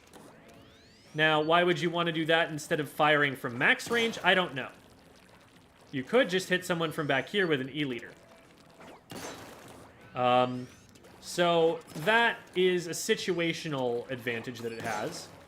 Another situational advantage that it has is that its tap shots, that is, the shots that are not fully charged, do a very significant amount of damage. Wow, wait, it's actually worse than it was in Splatoon 2. Okay, yeah, at about like 60% charge, it will actually one-shot. Now, it won't do that at max range, so it might still be worth it in some cases to fully charge it. I think from about here. Yeah, from about here, I'm not hitting it there, but I will hit it with a full charge. So, that's a limited advantage, but it is a pretty nice one sometimes. But, the big thing that changed for it is its kit, because the sub-weapon and the special weapon are both very good for it. And you can do stuff like this, which is silly. Is it good? Eh, probably not, but it's silly. And that makes it fun, so I like it. So its kit is the reason it's seeing use right now and not the main weapon. The main weapon doesn't give it advantages over, like, pretty much any other weapon in its class, except, I don't know, not even Bamboo. Because Bamboo has a faster kill time than this, even though Bamboo doesn't one-shot. Bamboo fires these two shots way faster than the GooTuber charges for a kill shot. So, Bamboo actually has a faster kill time if you aim both shots accurately. So, it doesn't beat Bamboo for the short-ranged niche. The charge hold thing isn't as useful. And the nice thing about Squiffer is that you can charge mid-air. So you can do stuff like... You can do stuff like this. Oh my god. I'm getting the buttons wrong. You can do stuff like this.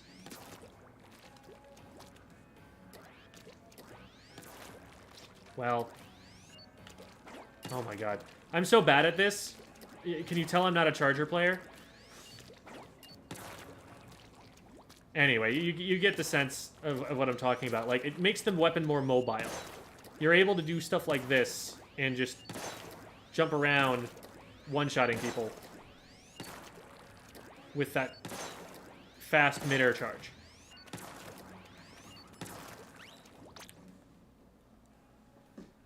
You still use +5/+5 on chargers? I don't use chargers in competitive play. So I keep everything at +5/+5 simply because I don't want to get used to anything else.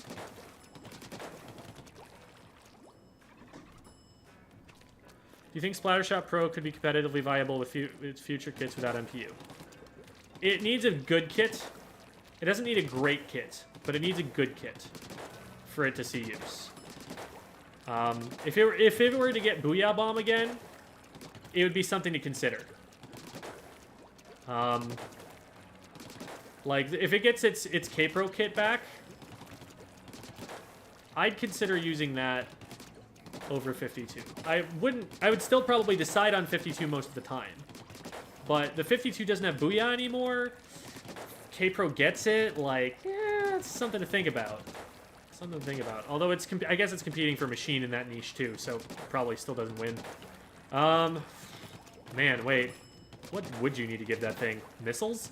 It's not even gonna farm through missiles quickly. It needs a bomb for sure.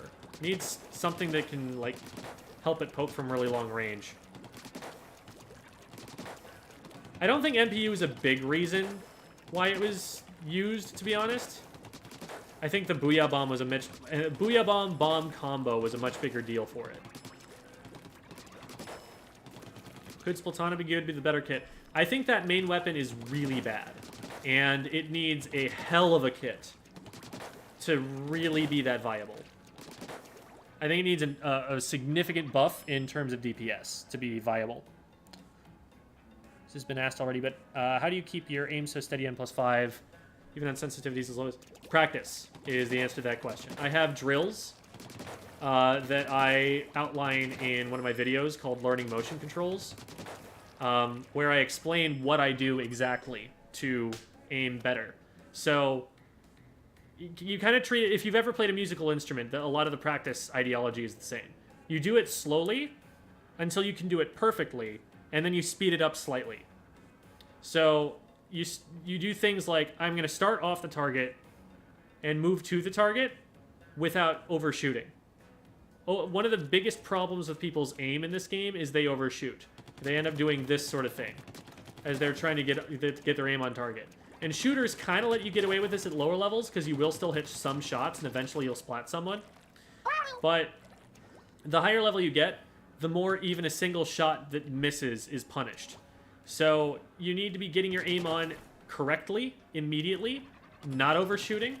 Because as soon as you overshoot, especially if you're overshooting against like a moving target, now it's even harder to find your aim back onto it.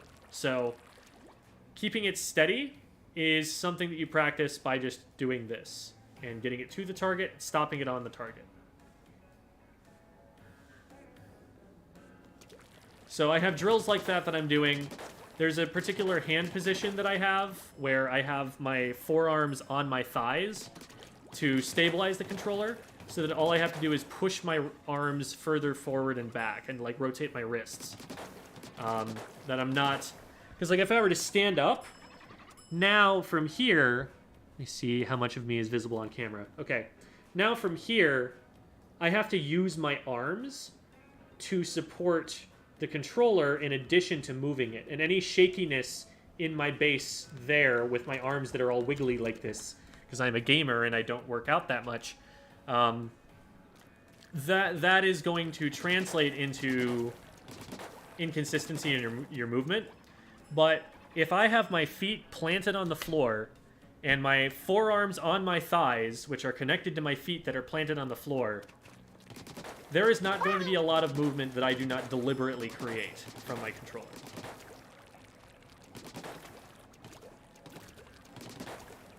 Also, I did, for the record, start off at +3/+3 in Splatoon 2 and gradually worked my way up. But the process wasn't that gradual either. I definitely jumped straight to +5/+5 pretty quick once I was used to +3/+3. I mean the Splattershot. Any advice on how not to panic when you use shooters? For context, I play long-range weapons, but sometimes I want to play shooters. How to not panic. What is causing you to panic? If you're panicking because someone's, like, right behind you, well, if you can do that, you're not scared. You can just delete them. Cool. Like, I'm glad they're there. My weapon splats faster than theirs does. So I guess confidence plays a little bit of a role in it, but I think part of this game that causes people to panic is that it gets overwhelming because it's so fast and there's so many things that are on screen. And so I always say you learn how to see the game before you learn how to play the game. Like, you get better at seeing it before you get better at playing it. Once you know how to recognize an opponent swimming in the ink, now you're going to have a much easier time dealing with them, because instead of like a bunch of pixels that are kind of the wrong color vaguely in that direction, you're seeing, oh, this is a player and they are moving in this direction, Therefore, if I shoot in front of them, I will, you know, my shots will lead them enough and I will hit them. And then you're enforcing your zone, and you're keeping the enemy player away from being able to aggress the objective. And all of a sudden, you're doing things that are useful. So, give it some time and getting used to the game. Because again, what you are seeing here is the result of having played for 6,000 hours in Splatoon. Like, this is not something that you get to overnight. There is no, like, super secret trick that I can share with you that will you know what the ads typically say. That doesn't actually exist, you know?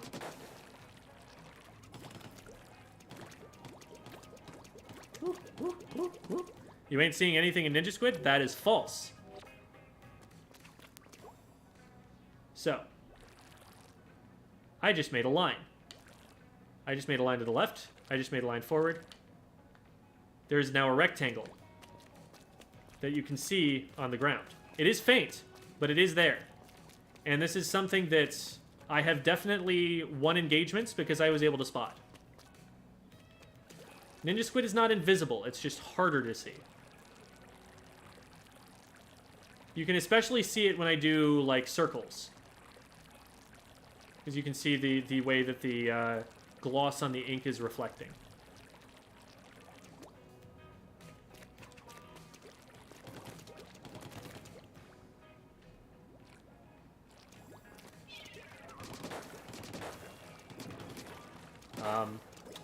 But yeah, like, I've been in situations before where... Because usually with Ninja Squid, it's difficult to spot in the heat of the battle if you're not expecting someone to be there. But a lot of the time, you'll be like... You'll see, like, something like this, right? Where there's just some ink that reaches out to here. And you'll be looking at this because you're like, a roller could push through this. And then you see this line, and you're like, oh, there's the roller, and you splat them like that. That's often the way that you spot Ninja Squid. But you can see it as I'm moving forward. There is definitely light reflecting off in a different way on the ink that I am creating here. You can see there is a trail. With Squiffer, you're trying to jump off the ledge and snipe the dummy in midair. You gotta charge as you jump. Yes! That is what I was trying to show off, the charge as you jump thing. Which I know you can do, and I was just not pressing the button that's in the right order for.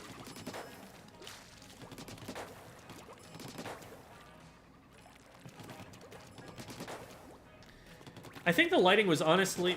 It seems like the lighting was actually a little bit easier to spot it in Splatoon 2. Maybe that's subjective. Maybe that's just like...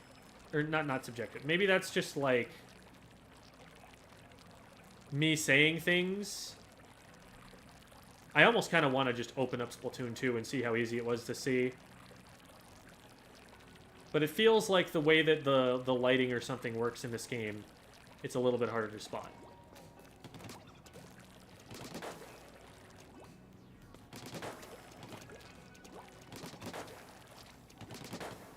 In general, the answer is recognize there's a Ninja Squid, fire it where they're most likely to be pushing based on the weapon. That is a very good summary of that. When you're in a match, you can always check your opponent's gear perks. And that is something you should be doing at the beginning of every game just to see what's going on there. Let me just grab a random... Jesus for life.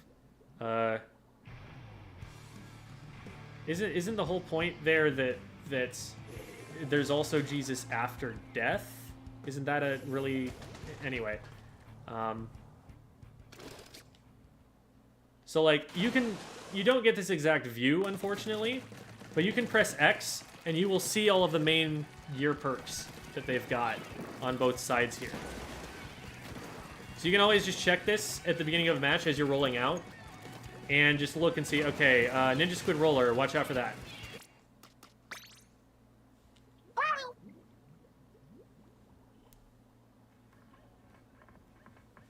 How's it going, Dante's making purple? Once you go to S+, can you be matched with S+? You can be matched with someone of any rank.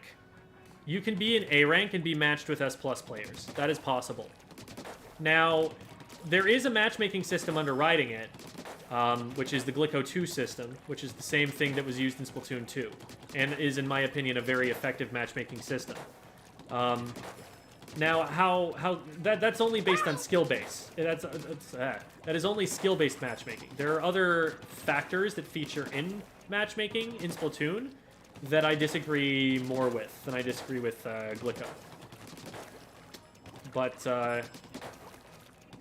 in any case, that number is what really determines what skill levels you get matched up against, not the letter rank itself. The letter rank itself doesn't mean an awful lot, and we had a pretty extended conversation about that at the beginning of this stream. And I'm still not sure how I feel about how it works. Anywhere to see more information on how the ranking system works. I've been waiting for Oatmeal Dome to make a video, or make a blog post about it. Oatmeal Dome is a data miner. Lean Yoshi is also a very good data miner that I recommend following on YouTube or on Twitter. And in Splatoon 2, they had an explanation not just of the Glicko system and how it works, which you can just Google, like literally just find the Wikipedia page and you can find the exact mathematical formula there if you want it. It's complicated, but you can find it. What was really interesting about his article on Splatoon 2 was that he broke down exactly how Glicko 2 is used in matchmaking for Splatoon. Which is really the part that Nintendo is designing. And they have not made a similar article about how this game works yet. I think there's more information out there about it than I know, but I can't say too much about how it works exactly.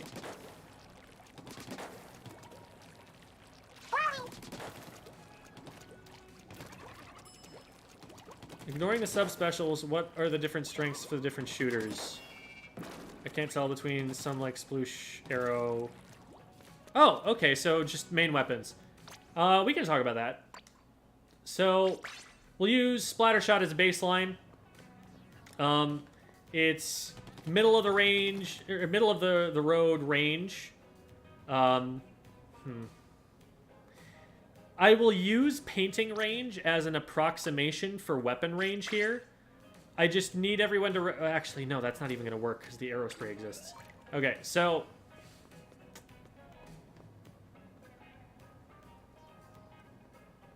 Here is where I can splat somebody with a splatter shot, right? But I'm going to walk to the side. Look at how much further this thing paints than it actually shoots. The range is deceptive that you see on the ground. So Splattershot is relatively short range, but it's still better than something like the arrow spray, which has to get this close. And here's the thing, right?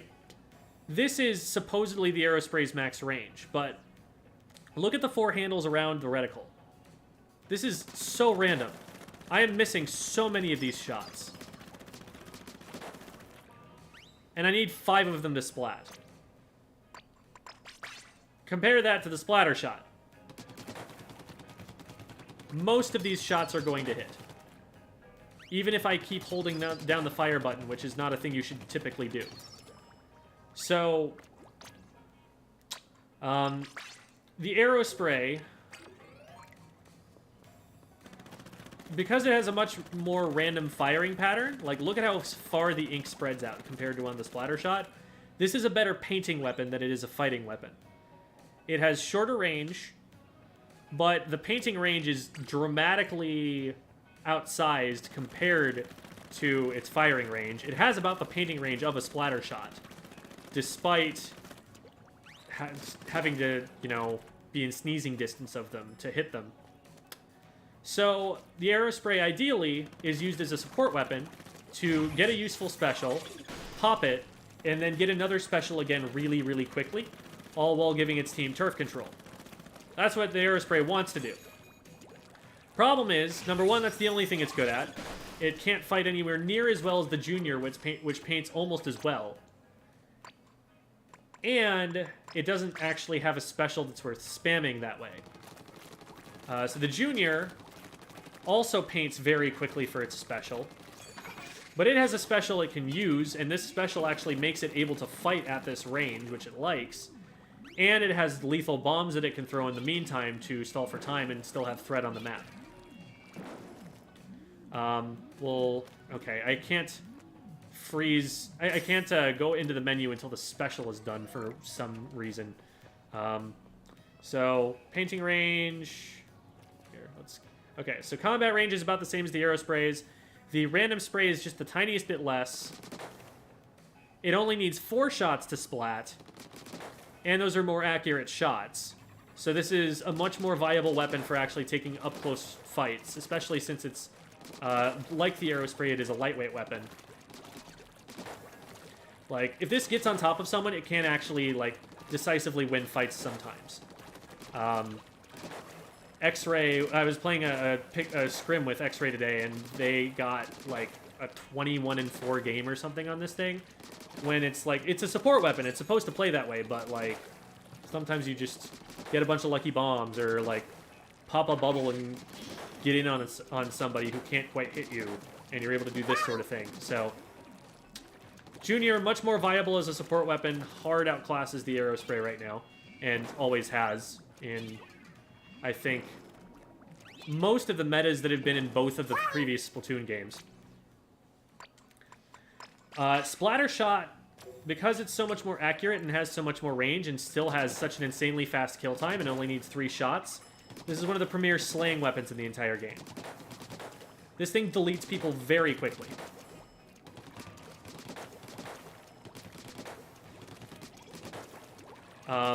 So this is a weapon that isn't used to just, like, paint and farm for special as often, although it can do that.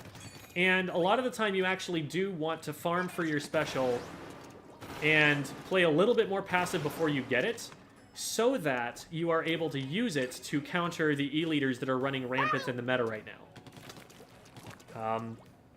So this plays a lot more like the Kensa Splattershot did in Splatoon 2 than, say, the vanilla Splattershot, which was just a hard, aggressive weapon. Because this weapon can, if it wants to, sit back and just throw bombs at them. It can just, like, throw suction bombs on tower and waste their time with those. It can, you know, play a little bit more defensively. It can also play for paint if the team comp needs paint.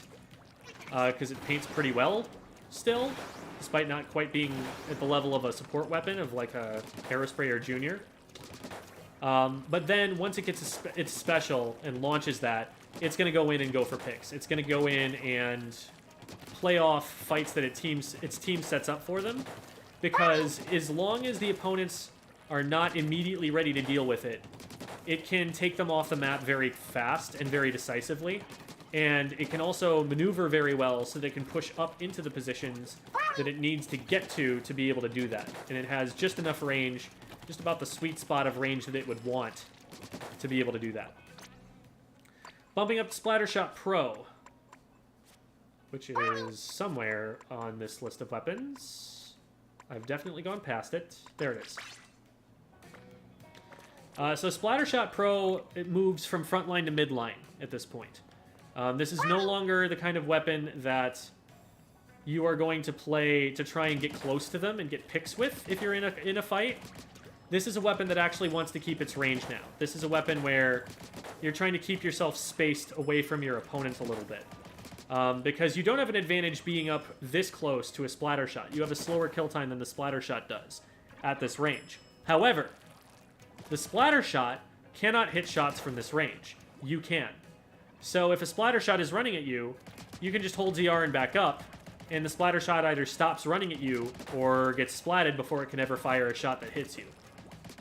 And that is the advantage that this weapon has. It's got just a little bit more range and still has a decent kill time. And so it's able to play at these middle ranges. And what it wants to do with that is to support fights that its teammates are starting. So it'll, like, follow kind of behind a teammate. And then if it gets the opportunity to get crossfire on an opponent from a safe distance, it will take it and finish that fight as quickly as it can. This did get played more like a Slayer with the K-Pro kit in Splatoon 2, But that playstyle quickly got eclipsed by the Kensa 52 gal as soon as its painting was buffed. And then Jet Squelcher has really long range, but a pretty awful kill time. That is, I think, slower than close range arrow spray even though the arrow spray has to hit 5 shots. Yeah, for sure, for sure. Slowest splatting weapon, one of the slowest splatting weapons in the entire game. It's not quite as heinous as, like, I don't know, Clash Blaster Indirects or something like that, or the Undercover Umbrella. But it's still pretty unreliable at being able to get a pick on an opponent who's able to get out of range of it quickly or get behind cover or something. What this weapon was used for in Splatoon 2 at the end of the metagame there was painting for special, because it paints really well and really fast, and it got 2 specials, the missiles and the Stingray, that it wanted to use from very long range. It's not quite perfect accuracy. Perfect accuracy looks like this. So for those who don't know what we're looking at, there's the circle in the middle, and then there's the 4 corners around it. Let's not look at a target so it doesn't change. Circle in the middle, 4 corners around it. Those 4 corners indicate its accuracy. This weapon has a perfect shot spread. You can just, like, look at the shots going in the air. They are landing in exactly the same place every time, exactly where I aim them. And that is one of the big advantages of the Splash-o-matic. The Jet Squelcher, you can see it's a little bit less accurate. There's a little bit of spread. And you can see every so often a shot will jump out to the left or right like that. It takes a while to get to that point, but it does get there. Weapons become more inaccurate the longer they are fired before repositioning. So the ideal decision with a lot of weapons is fire enough shots to splat someone, and then move, and then fire again, so that you regain your accuracy in between each one. You throw your opponent's aim off, and you're back to being able to take an advantageous fight again. We can talk about the splash really quickly. Similar to a Splattershot, but because it's a little bit shorter range and paints a little bit better, it can flex to playing more supportively. This is considered a support weapon right now, but in Splatoon 2, it was also considered a support weapon early on until people were like, wait, this thing can splat people, and it became one of the premier slayers for a while as well. It can really do both, which is an amazing thing for it. It's very versatile. And also can just do that. I can just jump and do that. And if my aim is good, I just hit stuff. And that's neat. And I like it. And it also has burst bombs, which it can poke with, which is always an amazing part of its kit, so that it can contest things at longer range. And then the gals, I think, are the only shooters we haven't talked about. Oh, the Zap. Zap is... It's like a junior at Splattershot range, is a way to think about this. It paints better than a Splattershot. It fights better than a junior. If you want to fight someone, you pick a Splattershot. But if you want a support that can fight, you're picking a Splash-o-matic or an N-Zap. So about the same range and painting range as a Splattershot, but faster fire rate, so it paints a little bit better. Also has the fast movement speed, which is nice, but not enough to make up for the kill time and the need to hit another shot. And in Splatoon 2, the fact that you couldn't one-shot through armor. You needed 2 shots to shred someone's armor off, which sucked. And you needed Object Shredder for it. And then the gals. Oh, wait. Squeezer's a semi-auto. I'm not going to go into Squeezer. Oh, Sploosh. Sploosh is if arrow spray could kill things. Forgot about Sploosh. So, this thing's range is hilarious. So there I'm already hitting fall-off shots. Those are not max damage shots. Here I'm missing. This is further forward than the arrow spray or the junior. You're basically punching someone with this weapon. You're just getting right on top of them and doing this. But here's the thing. It does a lot of damage. Oh my goodness, I can't even fire a single shot because it shoots so fast. 38 damage, insanely high fire rate, fastest DPS in the game. I believe. I think Hydra can contest it when it has charge. And maybe Dapples. I forgot about Dapples. Let me see if that's faster. Because Dapples do, I think, 36 and have a faster fire rate. I don't know. It's hard to say. They're both insane in terms of that. Probably a little bit faster with the Dapples. Anyway, insanely high damage. Just, how do you get it close to someone? That is the question. Because what previous kits of this thing had, or the really good kit of the Sploosh-o-matic from Splatoon 2, what it had was a splat bomb. So it could sit back and it could throw bombs at you until it figured out a way to like, shark its way in and do this. But now it needs to paint its way in. And so you're like, oh, well, it uses its curling bomb, right? Well, I just saw a curling bomb that was launched from over there by the Ninja Squid Sploosh. I wonder what they have done recently. Oh, I found them. That's how that tends to go. The high, there's a concept I heard someone use one that they called first order optimal, which is the thing that works really well if you're an absolute beginner to the game, even if it falls off later on. Like, if you only have one day to learn this game, and you want to be able to beat your friends with it, here's the thing you do. The Sploosh in, especially Splatoon 2, was that option. Because the special was very simple to understand, and the movement was very easy to understand. You didn't need to aim that carefully. Because, like, I'm still hitting things right here, and you're always going to be aiming at point-blank range anyway. And you have a really high fire rate, so even if you're wave aiming around like this, you're still going to have a really fast kill time. So, this was a weapon that I would consider maybe first order optimal for that reason, just because of the way that its kit was laid out. But definitely not great right now. It wants to shark people and like do zippy flanky things and spook people. And then where the bleep is the gal? Okay. So here's 52. 52 is significantly longer range than the Splattershot, almost Splattershot Pro range. It's about here. Splattershot Pro was back around here or something, so there is a gap, but it's not a huge one. And this 2 shots. So as long as you hit your 2 shots, it's an identical kill time to the Splattershot. They're both 18 frames. Very, very fast.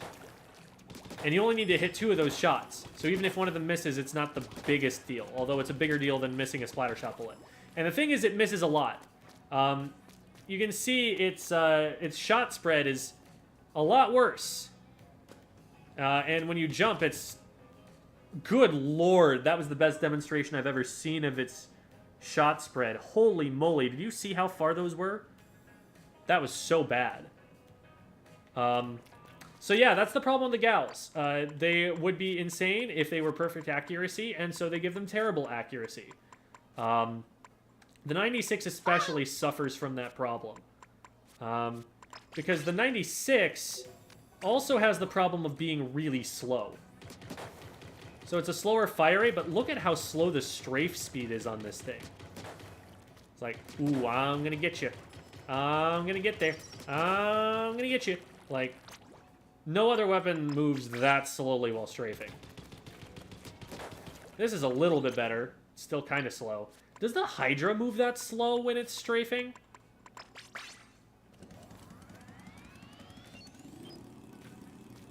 Okay, that's kind of as slow as the Hydra moves when it's walking.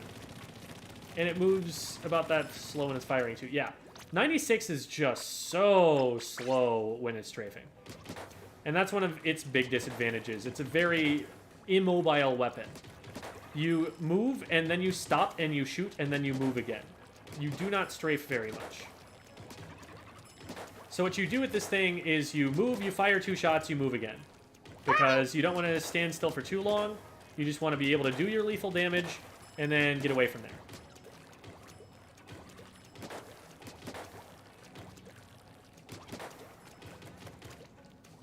A turret with legs is a good way to describe it, yeah.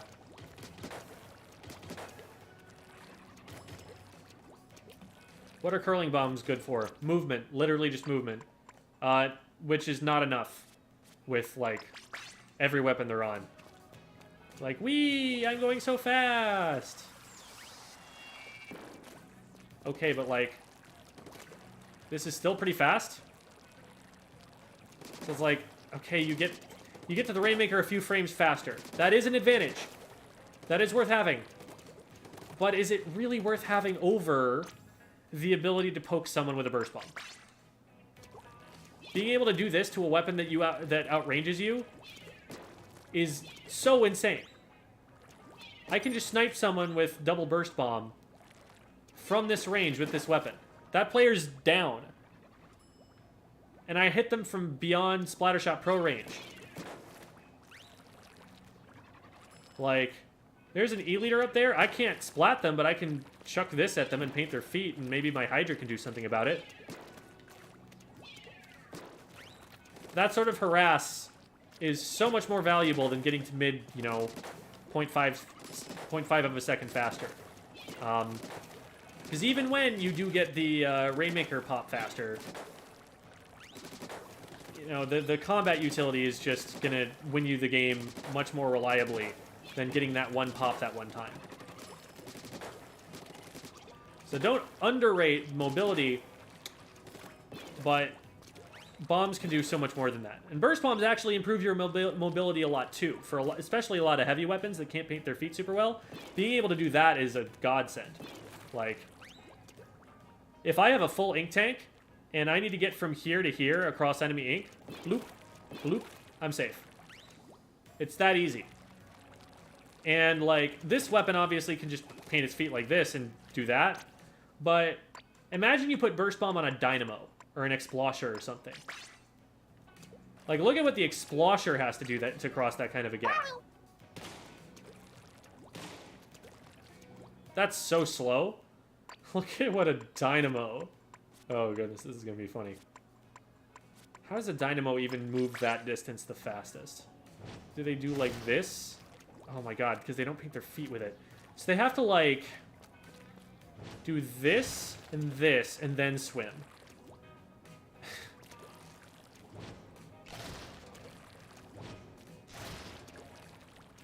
It's kind of like that to get across that space. And instead, they can just be like, bloop, bloop, and they're across. So. Okay.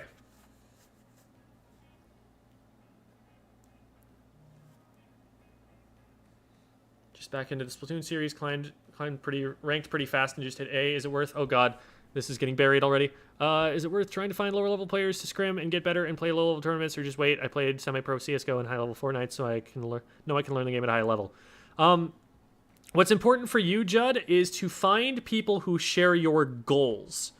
It's not important to find people that play at the same skill level. Find people who are as ambitious as you and create a team with them and try and grow with them and get results with them.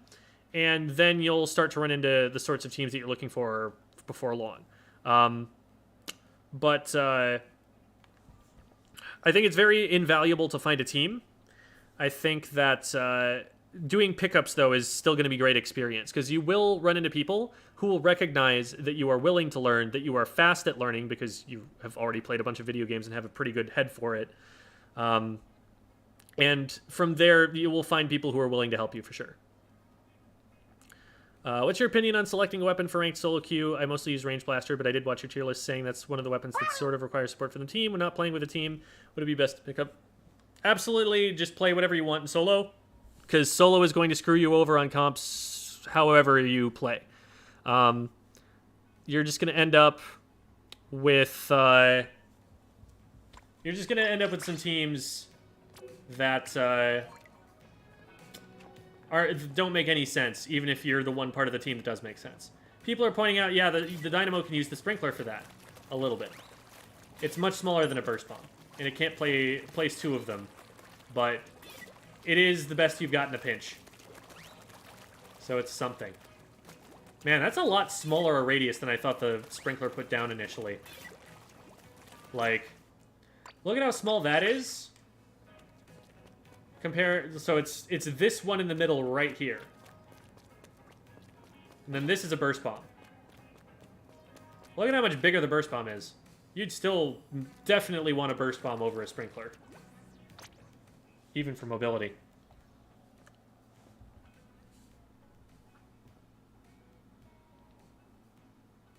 What if I don't have friends? First of all, friends are important. They are useful for survival. They're an evolutionary advantage. Even for humans, as far developed as we have come, they still are. But talking about Splatoon, there are a whole bunch of Discord servers where you can just play pickup scrims. A pickup scrim is where you go and play with people who just wanted to be playing at the same time, who you have probably never seen before, but they are looking for people, you're looking for people, you know, let's make beautiful woomies together. What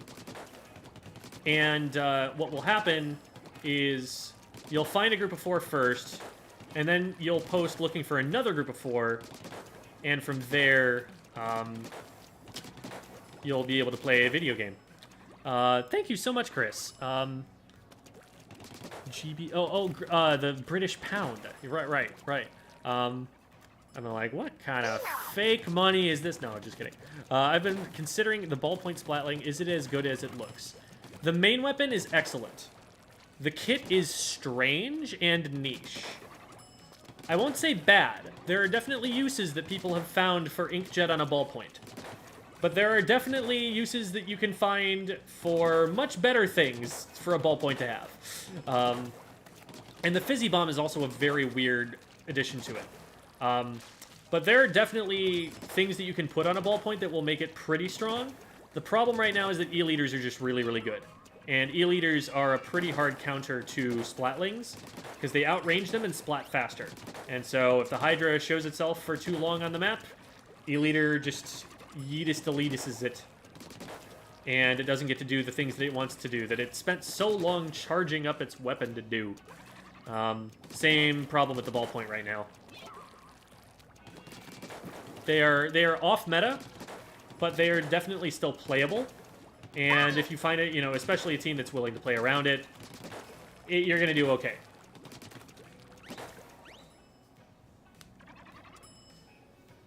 And apparently Monkey King is a ballpoint main, so that would be a good person to ask questions for. Know any good scrim servers? Inkopolis Crosswalk is a Discord server that will link you to other Discord servers. Right now, Splatoon Stronghold is one of the major hubs of the Splatoon community, and I would recommend looking into it. Inkacademy, I think, is also still somewhat active. Like, I still find people posting for scrims there.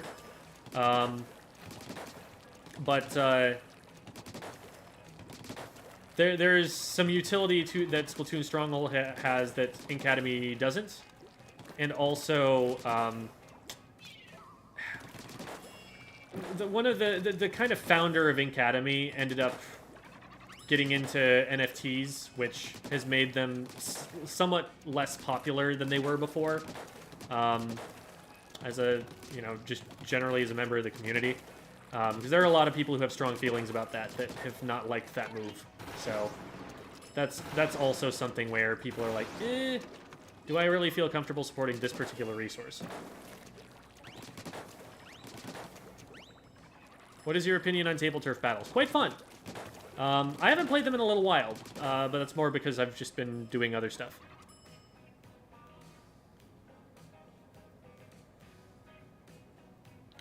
Inkacademy and Splatoon Stronghold. The place that I would go to find them, though, is Inkopolis Crosswalk. And I actually have a link to Inkopolis Crosswalk in my Discord server in Squid School under the resources channel. So if you want to hop into there and find it from there, that would be a reliable way to find it. But I'm sure you could probably just, like, Google Incomplex Crosswalk, and you'll get there eventually.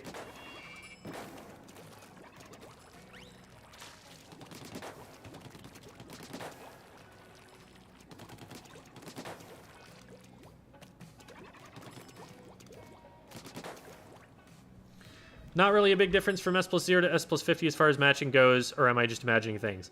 That is how it seems to me, and that is how it has appeared from people I have talked to who have talked about it. Like, I'm S plus 12 right now, but I do not feel like I have anything really stopping my forward momentum at the moment.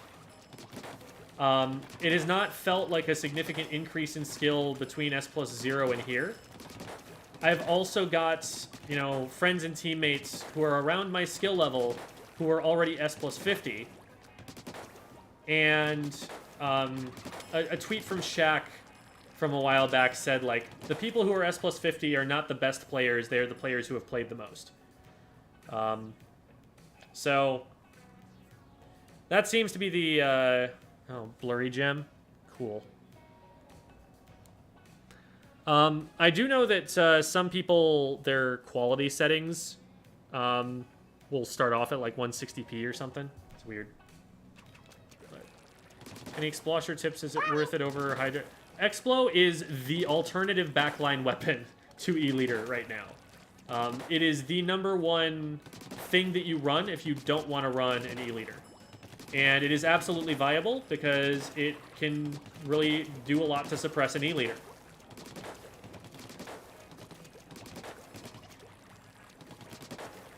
The thing with the Explosher is that, like, most backline weapons are line of sight. You know, Splatlings, Chargers, they're weapons that need to see you to hit you, or, like, to not have something in between you and the target to hit them. The Explo doesn't care about cover. The Explo just gets to hit up over the top of it. So, it doesn't matter that there's an E-Leader up there that I don't have the range to hit, if I can be all the way over, like, here, and hit that thing. It can't do anything about me over here. Is dead. And so that is what makes this weapon a particularly good counter to the E-Leader, and why it is seeing significant use right now, where the E-Leader is suppressing most other backline weapons from being picked in top-level play.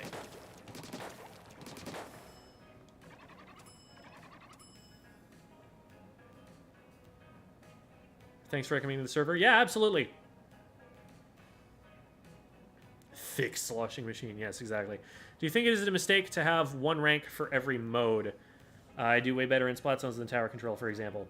I personally find that the gap between someone's, like, abilities in one rank and another are mostly just based on, like, do you know how that objective works? And once you get a pretty good baseline in how all of them work, most players are about as good, about equally good in all of them.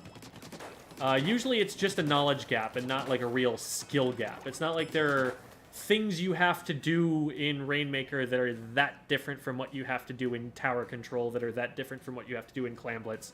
You're still controlling the map, you're still taking engagements with enemy players to get them out of your way, you're still using specials at the appropriate time to help the push, and then you just have an objective player who needs to know, you know, how to pick up the Rainmaker and move with it to some degree, how to fire with it.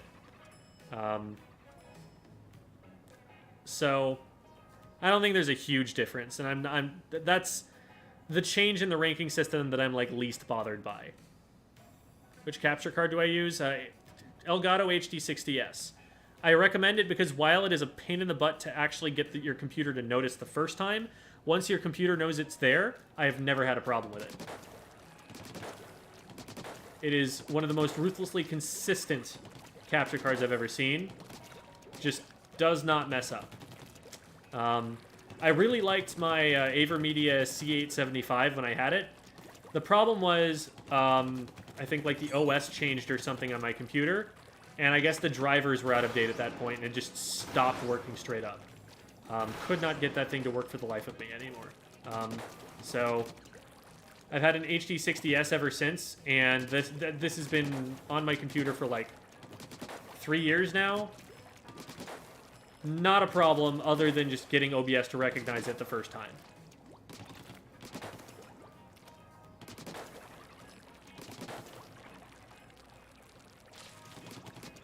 I have heard good things about the EVGA one, too. And, like, they are, you know, they have a good reputation for their other parts. For, like, power supplies. I think I'm using an EVGA power supply on the computer, so...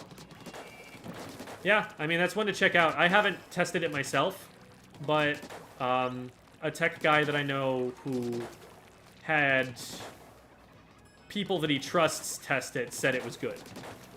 So that's a lot of secondhand information there.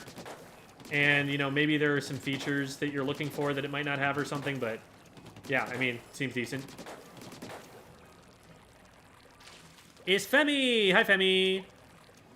Femi's a former teammate of mine. And is an overall cracked gamer. Had the dab emote ludicrously early in the game's life cycle. An absolute grinder.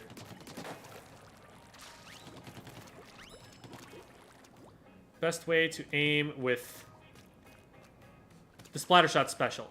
The Trizooka is what they call it here. So like bazooka is like a shoulder-mounted rocket launcher. And then the tri part is for the fact that there are 3 projectiles. So that's where that comes from. But the thing about the Trizooka is that its arc is very deceptive. And I have a video about this if you ever want to go and check it out again. But when you fire the special, if you look carefully, it actually goes higher than you think it will. So like the center of this shot here. The center of this shot was here, or so. My aim was here. You can see it rose over where I was aiming. It's really easy to overshoot people with this thing. Let me paint this up a little bit to get another one. What you need to do is actually aim a little bit below where you think you're going to hit, unless you're either at point blank range or you're at max range. Because it's going to go up and do this. It's going to go up and over. So this line on the ground only shows the bottom of the parabola. But, like, if I aim this at someone, it might go over the top of their heads. That time it hit them, but narrowly avoided missing. So you need to aim a little bit low, especially if you're up high somewhere. Like, if you're aiming down at someone... That's where it's most pronounced, and that's where I'll be able to see it, show it off the best. I need to aim down here to hit that guy. See, where I'm, like, aiming, it looks like it should land right here. But it actually landed right here. So... that's what really throws people off about the Trizooka. I saw you at TwitchCon. Joke's on you, I wasn't at TwitchCon. I've never been to a TwitchCon.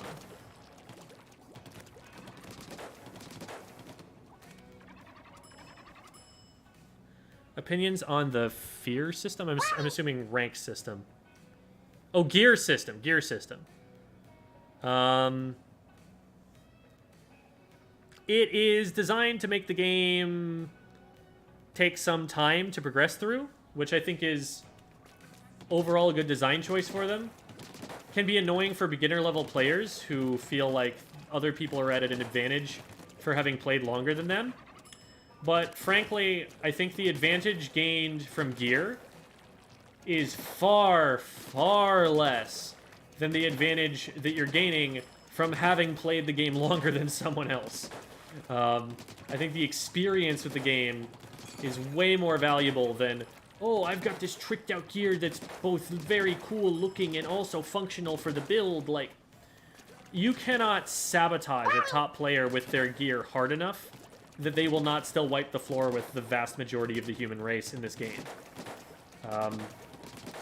It's just not that important. So, I kind of like it where it's at. It gives you the ability to kind of experiment with some unique strategies to make certain weapons feel different. Adds a lot of variety for that. And the grind, you know, gives you something to work towards, I guess. Gives you some rewards. I don't care too much about it, though. Favorite color combo. I do really like the default purple and yellow. I think that's pretty nice. I also like the, like, green and red.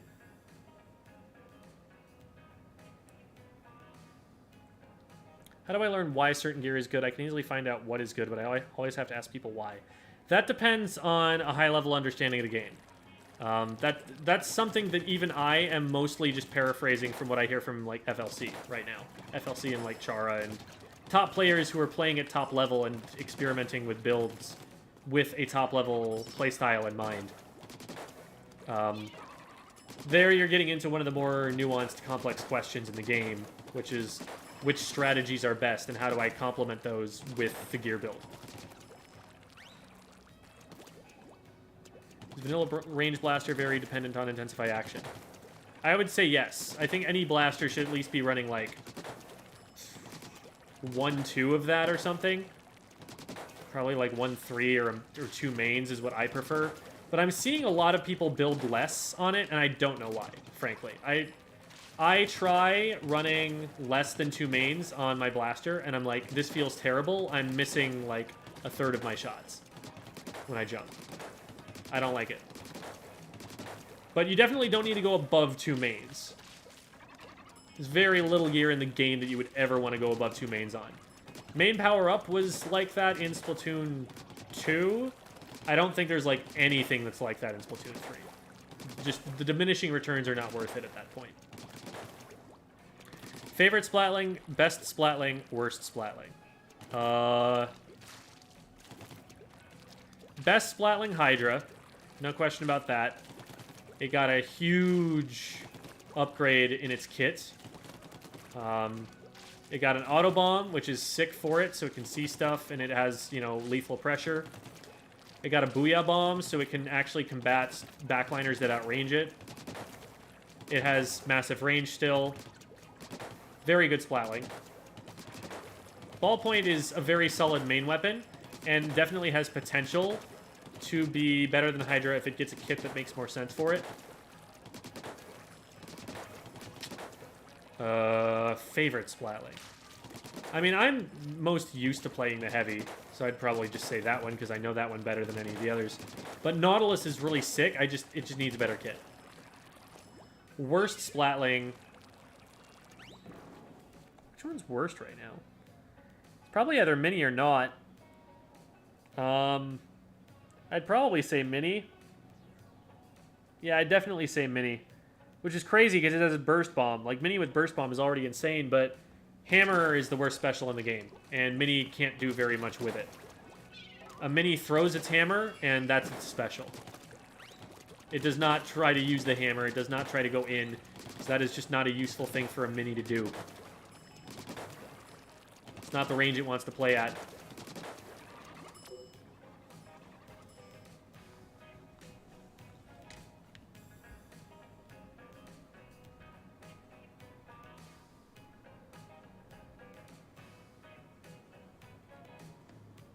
What determines if a weapon is generically good in any team comp? Basically lack of weaknesses. Lack of things that the team... weaknesses that the team needs to shore up. Like, not painting well is a big weakness. That's something your team needs to compensate for. And so, if you're going to run, say, a blaster, you need to make sure that every other weapon in your team comp paints a pretty good amount to compensate for that lack of paint. Same deal with, like, Tetras, but for different reasons. The Tetras themselves don't care about enemy ink, but the rest of its team still does. And so, since the Tetras aren't going to be doing much in the way of helping you replace enemy ink, you're going to have someone behind the Tetras filling in the space that it's taking.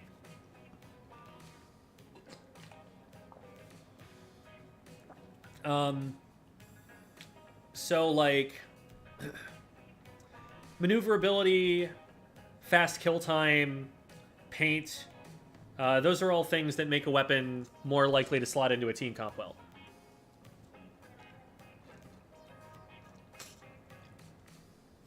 Mini Ultas Monozuka. Yeah, pretty much.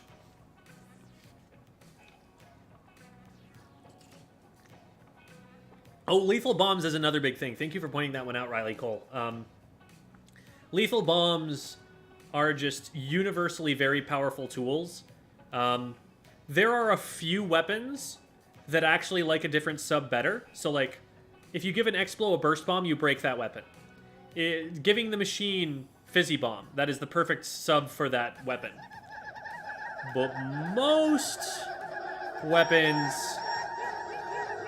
prefer a lethal bomb.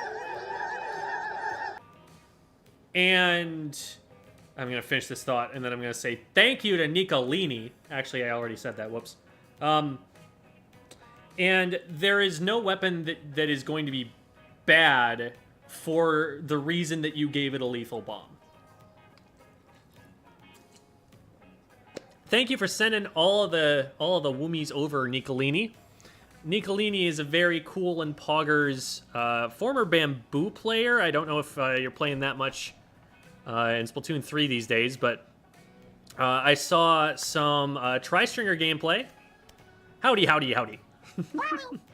Welcome, welcome. Oh, Barry was there too. Whoa. That's insane.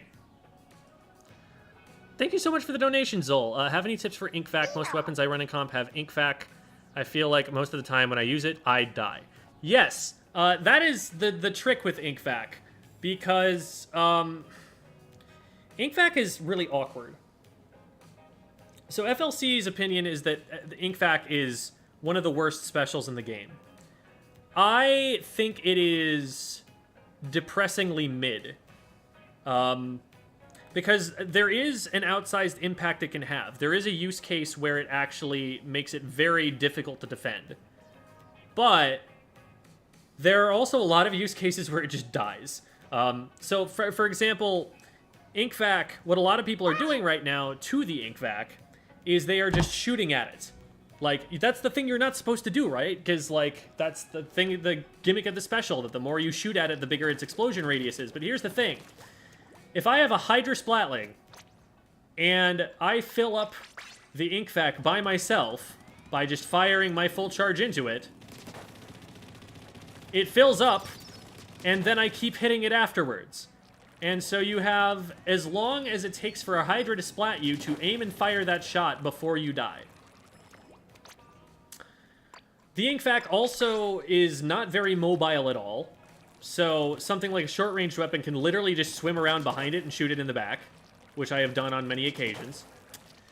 And it's the biggest thing that I think is a problem for it, honestly, besides those things, because, like, a lot of specials have ways that they can be splatted, and that doesn't necessarily mean they're useless all the time, except for the Ultra Stamp, which should always be splatted.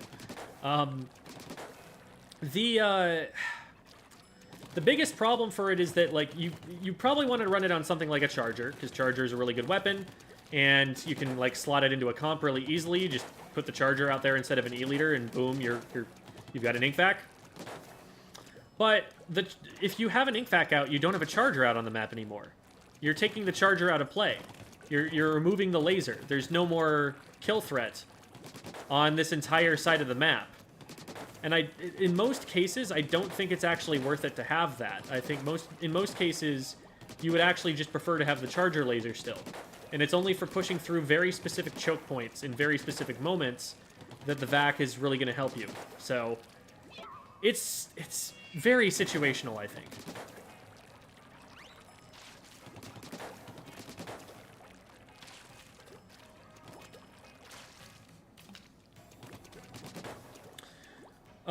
So... Shoot.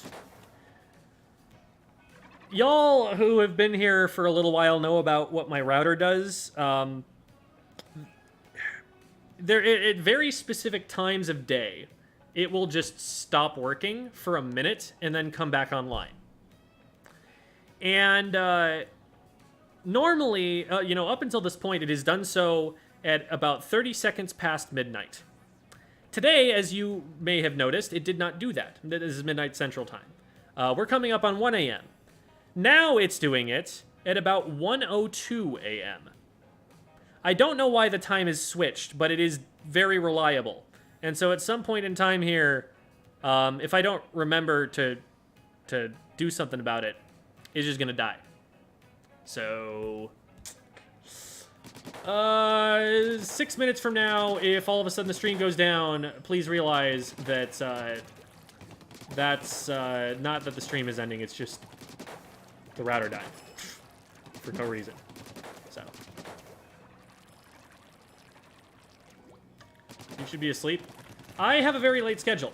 I get up at 10:30 in the morning, so going to bed at like 2 actually makes perfect sense for me.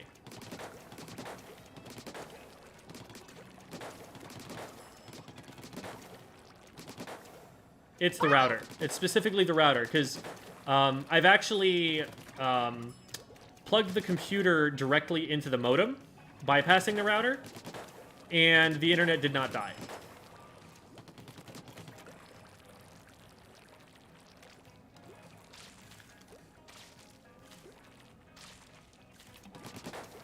Do you give a router ghosts to eat? The ghosts don't need to eat, silly. They're ghosts. They have transcended their earthly form.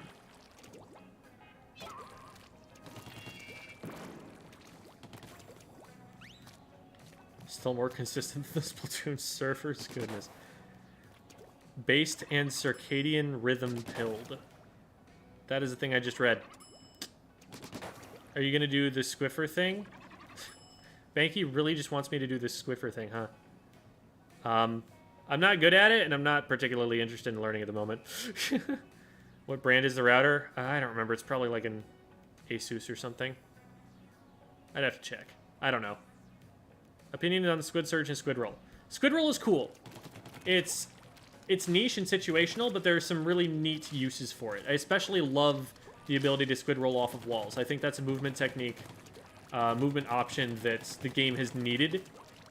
Because being up on a wall like this has been such a disadvantage up until this point, and being able to just, nope, I'm not there anymore, is so huge. But there's also a really high skill ceiling for it. Like, people... I can't do this perfectly myself, but what people have been starting to learn how to do is squid roll off of walls and corners like this, but use it to wall jump. So, like...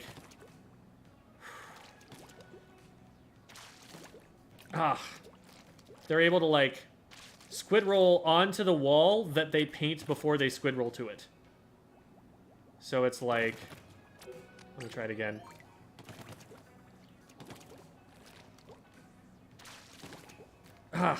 Man.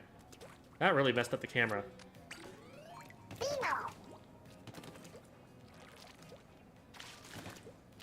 I keep aiming it too high, and I don't know how to aim it low enough.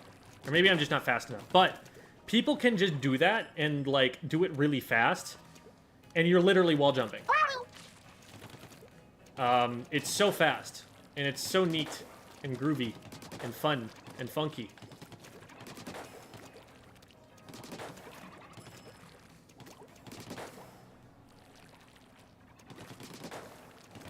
It's very hard, though, yeah. But, like, that just means that we're going to start seeing, you know, if that ever becomes, like, well-practiced enough to be consistent for matches, that's going to be spooky.